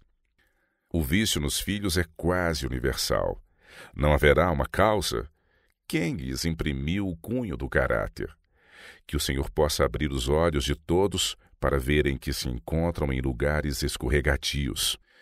O quadro que me foi apresentado acerca da corrupção de homens e mulheres que professam piedade fez-me temer que poderia perder totalmente a confiança na humanidade. Vi um terrível estado de paralisia sobre todos. É quase impossível despertar aqueles que deveriam estar acordados, de forma que tivessem uma justa percepção do controle que Satanás está exercendo sobre sua mente. Eles não estão cientes da abundante corrupção que os cerca. Satanás cegou-lhes o entendimento e embalou-os em segurança carnal. Os fracassos em nossos esforços para levar outros a compreenderem os grandes perigos que assediam as pessoas fizeram-me algumas vezes temer que minhas ideias de depravação do coração humano eram exageradas. Mas quando os fatos nos são trazidos mostrando a triste deformidade de quem ousa ministrar coisas sagradas, enquanto é corrupto de coração, de alguém cujas mãos manchadas de pecado profanam os vasos do Senhor, fico convencida de não ter retratado o quadro com exageros. Tenho dado incisivos testemunhos, escrevendo ou falando, esperando despertar o povo de Deus para a compreensão de que tem se deparado com tempos perigosos. Tenho sentido angústia de coração ante a indiferença manifestada por aqueles que devem compreender as operações de Satanás e estar despertos e vigiando. Vi que Satanás está guiando a mente dos que professam a verdade para induzi-los ao terrível pecado da fornicação. A mente de um homem ou mulher não decai num momento da pureza e santidade para a depravação, corrupção e crime. Leva tempo transformar o humano em divino ou degradar o que foi formado à imagem de Deus em brutal ou satânico. Pela contemplação somos transformados. Embora formado segundo a imagem do seu Criador, o ser humano pode de tal maneira educar sua mente que o pecado por ele outrora aborrecido se torne um prazer. Deixando de vigiar e orar, deixa de guardar a cidadela, o coração, e empenha-se no pecado e crime. A mente é degradada, e é impossível elevá-la da corrupção enquanto está sendo educada para escravizar as faculdades morais e intelectuais e levá-las em sujeição a paixões grosseiras. Deve ser sustentada a guerra constante contra a mente carnal, e precisamos ser ajudados pela refinadora influência da graça de Deus, a qual elevará a mente e a acostumará a meditar no que é puro e santo. O corpo não é subjugado por muitos professos guardadores do sábado. Alguns que abraçam o sábado possuem mente depravada. E quando aceitam a verdade, não sentem a necessidade de dar meia volta e mudar totalmente sua conduta. Por anos têm seguido as inclinações de seu coração não regenerado e sido dominados pelas corruptas paixões de sua natureza carnal que desfiguraram a imagem de Deus neles e poluíram tudo o que tocaram. Consequentemente, toda a vida que têm pela frente seria muito curta para galgarem a escada da perfeição cristã de Pedro, preparatória para sua entrada no reino de Deus. Mas não há muitos que sentem não poderem ser salvos por professarem a verdade, a menos que se santifiquem através da verdade, em resposta à oração de nosso divino Senhor a seu Pai. Santifica-os na verdade, a tua palavra é a verdade. João capítulo 17, verso 17. Homens e mulheres que professam ser discípulos de Cristo e guardar todos os mandamentos de Deus terão que sentir na vida diária verdadeira ansiedade para entrar pela porta estreita. Os que assim anseiam são os únicos que apressarão sua entrada pela porta estreita e pelo caminho apertado que conduz à vida eterna. Aqueles que meramente buscam entrar nunca serão capazes. A vida cristã de muitos será totalmente despendida em esforços não muito maiores do que a simples busca, e sua única recompensa será descobrir a completa impossibilidade de entrar pela porta estreita. Fico surpresa de ver quantas famílias são cegadas por Satanás, para que não lhe percebam a atuação, astúcias e enganos praticados em seu meio. Os pais parecem entorpecidos diante da paralisante influência do maligno e pensam que tudo está bem. Foi-me mostrado que Satanás procura degradar a mente dos que se unem em casamento a fim de que ele possa imprimir a própria imagem odiosa nos filhos deles. Por terem ingressado na relação matrimonial, muitos julgam poder concordar com ser controlados por paixões sensuais. São dirigidos por Satanás, que os engana e leva a perverterem essa sagrada instituição. Bem lhe apraz o baixo nível que seu espírito assume, pois ele tem muito a ganhar com isso. Sabe que se puder excitar as paixões inferiores e as conservar em ascendência, não precisa incomodar-se quanto à sua experiência cristã, pois as faculdades morais e intelectuais serão subordinadas, ao mesmo tempo que as propensões sensuais predominarão, mantendo-se em ascendência, e essas paixões inferiores se fortalecerão pelo exercício, enquanto as qualidades mais nobres se tornarão cada vez mais fracas. Ele pode modelar a posteridade deles muito mais rápido do que poderia fazer com os pais, pois pode controlar a mente dos pais de tal modo que através deles possa imprimir a própria imagem de caráter nos filhos. Assim nascem muitas crianças com as paixões sensuais grandemente em ascendência, enquanto as faculdades morais se desenvolvem debilmente. Essas crianças carecem de muito cuidadosa educação para fazer ressaltar, fortalecer e desenvolver as faculdades morais e intelectuais de modo que elas possam liderar. Mas as atividades de Satanás não são percebidas, suas artimanhas não são compreendidas. As crianças não são educadas para Deus. Sua educação moral e religiosa é negligenciada. As paixões sensuais são constantemente fortalecidas, enquanto as faculdades morais se tornam enfraquecidas. Algumas crianças começam a prática da masturbação na infância, e ao avançarem em anos, as paixões concupiscentes crescem com seu crescimento e fortalecem-se com a sua força. Não têm mente tranquila. Meninas desejam a companhia de rapazes, e estes a das meninas. Seu comportamento não é reservado e modesto. São ousados e atrevidos e permitem-se liberdades indecentes. O hábito da masturbação degradou-lhes a mente e manchou-lhes a alma. Pensamentos vis e a leitura de novelas, histórias de amor e livros obscenos incitam-lhes a imaginação. E exatamente esses se ajustam ao seu espírito depravado.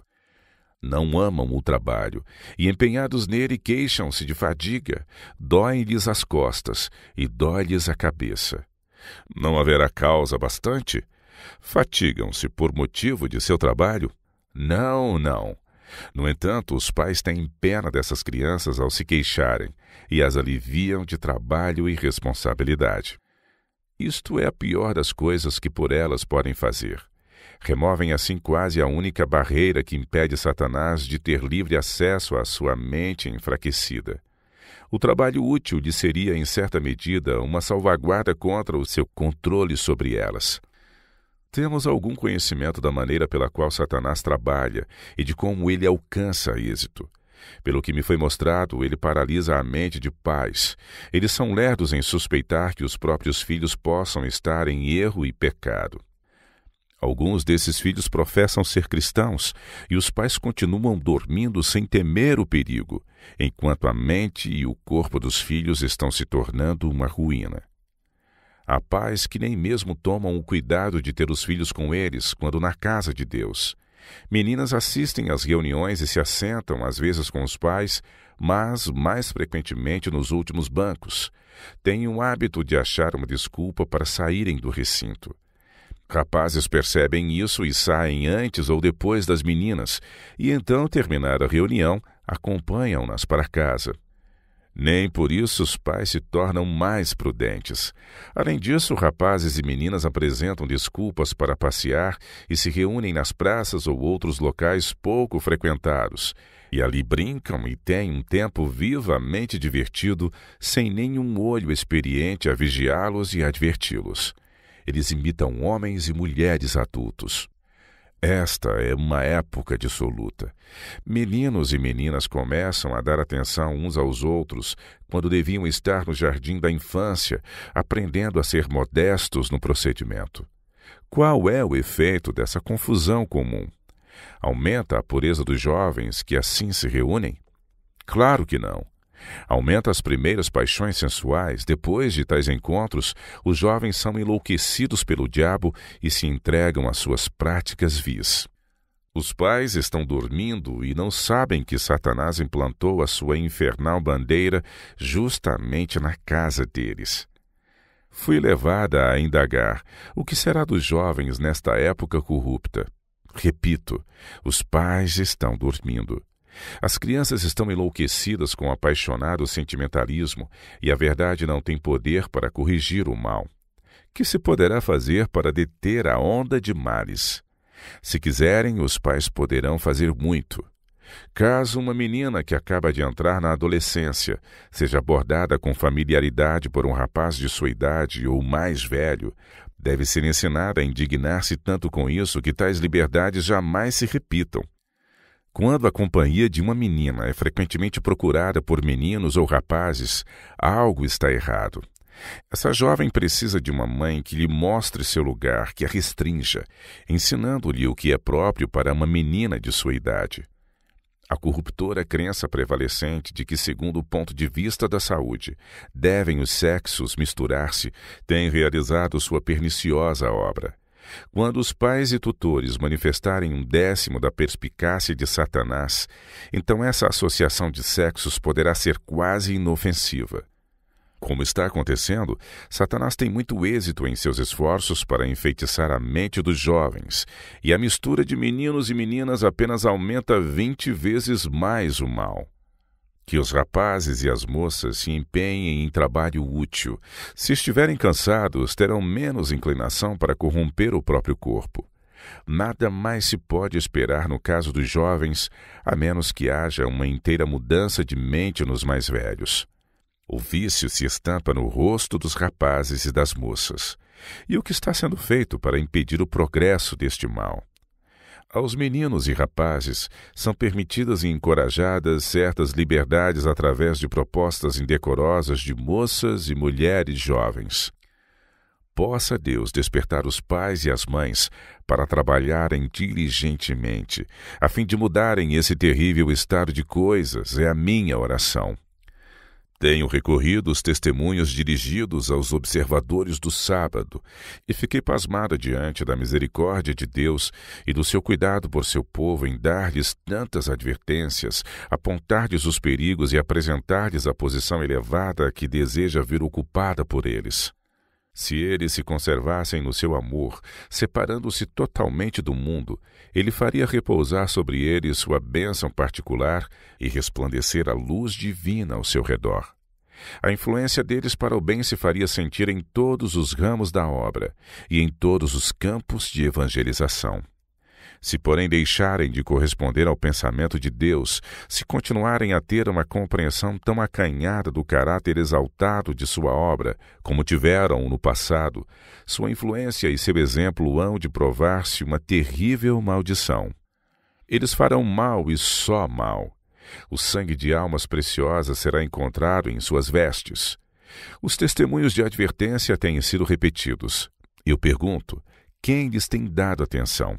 Quem tem sido zeloso em arrepender-se de seus pecados e idolatria, prosseguindo fervorosamente para o prêmio da soberana vocação de Deus em Cristo Jesus? Filipenses capítulo 3, verso 14. Quem revelou a obra interior do Espírito que conduz à abnegação e humilde sacrifício próprio? Quem que tenha sido advertido e separado-se tanto do mundo, de suas afeições e concupiscências, tem mostrado o crescimento diário na graça e no conhecimento de nosso Senhor e Salvador Jesus Cristo? Quem podemos encontrar dentre os membros ativos que sinta a responsabilidade pela Igreja? A quem podemos ver está Deus usando especialmente para elevar o padrão e edificar a Igreja segundo o mesmo que pode provar o Senhor e ver se Ele não lhe derramará uma bênção. Tenho aguardado ansiosamente, esperando que Deus derrame seu Espírito sobre alguns e os use como instrumentos de justiça para despertar e colocar em ordem sua Igreja. Tenho quase me desesperado ao ver, ano após ano, maior afastamento daquela simplicidade que Deus me mostrou que deve caracterizar a vida de seus seguidores. Tem havido cada vez menos interesse na causa de Deus e dedicação a ela. Pergunto eu, até que ponto aqueles que professam confiança nos testemunhos têm procurado viver de acordo com a luz concedida através deles? Até que ponto têm eles considerado as advertências dadas? Até que ponto têm eles acatado as instruções recebidas? Vi que grandes mudanças precisam ser feitas no coração e vida de muitos, antes que Deus possa utilizá-los mediante seu poder para a salvação de outros. Eles precisam ser renovados segundo a imagem de Deus em justiça e verdadeira santidade. Então, o amor ao mundo e a si próprios, e cada ambição da vida designada para exaltar o eu, serão transformados pela graça de Deus e empregados na especial obra de salvar almas por quem Cristo morreu. A humildade tomará o lugar do orgulho, e a arrogante autoestima será trocada por mansidão. Toda a energia do coração será controlada pelo amor desinteressado a todo ser humano. Vi que Satanás se oporá quando eles fervorosamente iniciarem a obra de reforma própria. Ele sabe que essas pessoas, se consagradas a Deus, provariam a força de suas promessas e teriam operado neles um poder que o adversário não seria capaz de contestar ou resistir. Receberiam a vida de Deus no coração. Uma família em particular necessitava de todos os benefícios da reforma de saúde. Todavia estava completamente apostatada. Carne e manteiga eram usados livremente por ela, e os condimentos não haviam sido completamente descartados. Essa família poderia ter recebido grandes benefícios de um regime alimentar nutritivo e balanceado. O líder da família necessitava de alimento simples e nutritivo. Seus hábitos eram sedentários e seu sangue circulava lentamente. Ele não podia, como os outros, gozar as vantagens de um exercício saudável. Em consequência, sua alimentação precisaria ser de qualidade na quantidade adequada. Não tem havido nessa família o devido arranjo em relação ao regime, tem havido irregularidade.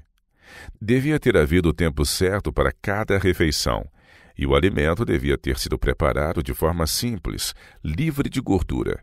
Mas deviam ter se dado ao trabalho de torná-lo nutritivo, saudável e convidativo. Nessa família, como em muitas outras, tem-se feito recepção especial para os visitantes. Preparam-se muitos pratos e frequentemente substanciosos demais, de modo que os que se achavam à mesa eram tentados a comer em excesso. Então, na ausência de convidados, havia grande contraste, uma negligência no preparo dos pratos levados à mesa. O regime era escasso e faltava-lhe nutrientes. Não era considerado importante, era apenas para nós mesmos. Frequentemente as refeições eram feitas sem consideração à hora regular de comer. Todos os membros da família sofriam dano com essa prática. É pecado para qualquer de nossas irmãs fazer tão grandes preparativos para as visitas e cometer injustiça em relação à própria família, através de um regime escasso que não sustente suficientemente o organismo. O referido irmão sentia uma carência em seu organismo. Não estava nutrido convenientemente e pensava que a carne lhe supriria a força requerida. Houvesse sido cuidado adequadamente, e se sua mesa contivesse alimentos de qualidade nutritiva, todas as demandas orgânicas seriam abundantemente supridas. Manteiga e carnes são estimulantes. Isto tem danificado o estômago e pervertido o gosto. Os nervos sensitivos do cérebro ficaram entorpecidos, e o apetite sensual fortalecido às custas das faculdades morais e intelectuais. Essas elevadas faculdades de função controladora têm sido enfraquecidas de maneira que as coisas eternas não têm sido discernidas. A paralisia tem entorpecido o que é espiritual e devocional. Satanás tem triunfado por ver quão facilmente pode ele vencer pelo apetite e controlar homens e mulheres de inteligência destinados pelo Criador para fazer uma boa e grande obra. O caso acima referido não é isolado. Se assim fosse, eu não o teria apresentado aqui. Quando Satanás toma posse da mente, quão pronto a luz e as instruções benignamente dadas pelo Senhor se desvanecem e perdem a força. Quantos formulam desculpas e forjam necessidades que não existem, a fim de apoiá-los em sua errônea conduta em pôr de lado a luz e pisá-la a pés. Falo com segurança. A maior das objeções à reforma de saúde é que este povo não a vive, e ainda dirão seriamente que não podem viver a reforma de saúde e conservar seu vigor. Achamos em cada exemplo desses boa razão porque eles não podem viver a reforma de saúde. Não a vivem e nunca a seguiram estritamente, portanto, não podem ser por ela beneficiados. Alguns caem no erro de pensar que, por rejeitarem a carne, não necessitam substituí-la com as melhores frutas e verduras, preparadas em seu estado mais natural, isentas de gordura e especiarias. Se tão somente eles arranjassem habilmente os produtos com que o Criador os tem rodeado, pais e filhos empenhando-se unidos e com pureza de consciência na obra, apreciariam a comida simples e seriam então capazes de falar com entendimento da reforma de saúde. Os que não se converteram a essa reforma e nunca a adotaram plenamente não são juízes de seus benefícios. Os que se afastam ocasionalmente para condescender com gosto, comendo um peru gordo ou outros alimentos cárneos, pervertem o apetite e não são os que podem avaliar os benefícios do sistema da reforma de saúde. São controlados pelo gosto, não pelos princípios. Tenho em todas as ocasiões uma mesa bem provida. Não faço mudanças para visitantes, sejam crentes ou incrédulos.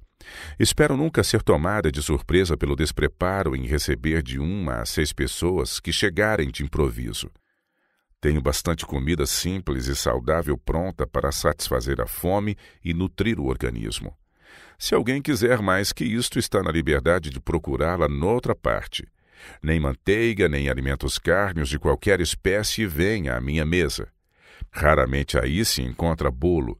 Tenho geralmente ampla provisão de frutas, bom pão e verduras. Nossa mesa é sempre bem frequentada, e todos os que participam do alimento passam bem e melhoram com ele. Todos se assentam sem apetite desmedido e desfrutam com prazer as bênçãos fornecidas por nosso Criador. Uma espantosa indiferença tem sido manifestada com respeito a esse importante assunto por aqueles que estão na liderança da obra. A falta de estabilidade no que se refere aos princípios da reforma de saúde é indicativa de seu caráter e espiritualidade. Eles são deficientes em sua experiência cristã. A consciência não é considerada.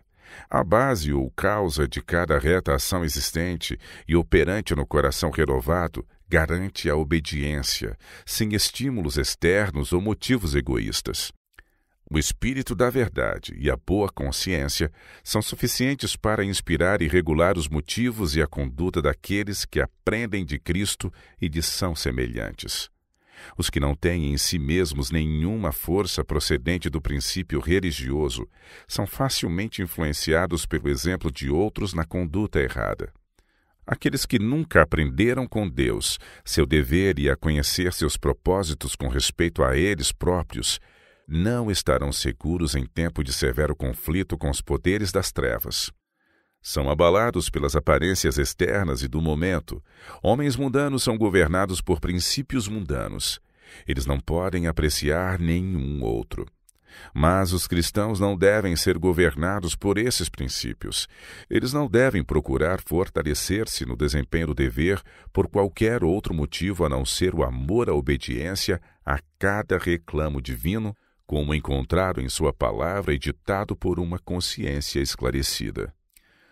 No coração convertido, haverá firme determinação de obedecer à vontade divina, porque há amor pelo que é justo, bom e santo. Não haverá hesitação, concessões ao gosto ou avaliação de conveniências, ou mesmo uma conduta baseada no comportamento de outros. Cada um deve viver por si mesmo. A mente de todos os que são renovados pela graça será um meio receptor de contínua luz, graça e verdade, transmitindo-as a outros. O trabalho deles é produtivo, seu fruto é para a santidade e, por fim, para a vida eterna. Mas poucos têm um conhecimento experimental da santificadora influência das verdades que professam. Sua obediência e devoção não têm estado de acordo com a luz e privilégios que receberam. Esses não têm um senso real da obrigação que sobre eles recai, de andarem como filhos da luz e não das trevas. Se a luz que lhes foi dada houvesse brilhado sobre Sodoma e Gomorra, seus habitantes se teriam arrependido em pano de saco e cinza e escapado da ira divina. Haverá mais tolerância para Sodoma e Gomorra no dia do juízo do que para aqueles que têm sido privilegiados com a meridiana luz e tido muito trabalho por fazer, mas não se valeram dessas bênçãos. Eles negligenciaram a grande salvação que Deus, em sua misericórdia, estava disposto a lhes conceder. Foram tão cegados pelo diabo que, na verdade, se julgam ricos e favorecidos por Deus, quando a testemunha verdadeira declara que são miseráveis, desgraçados, pobres, cegos e nus.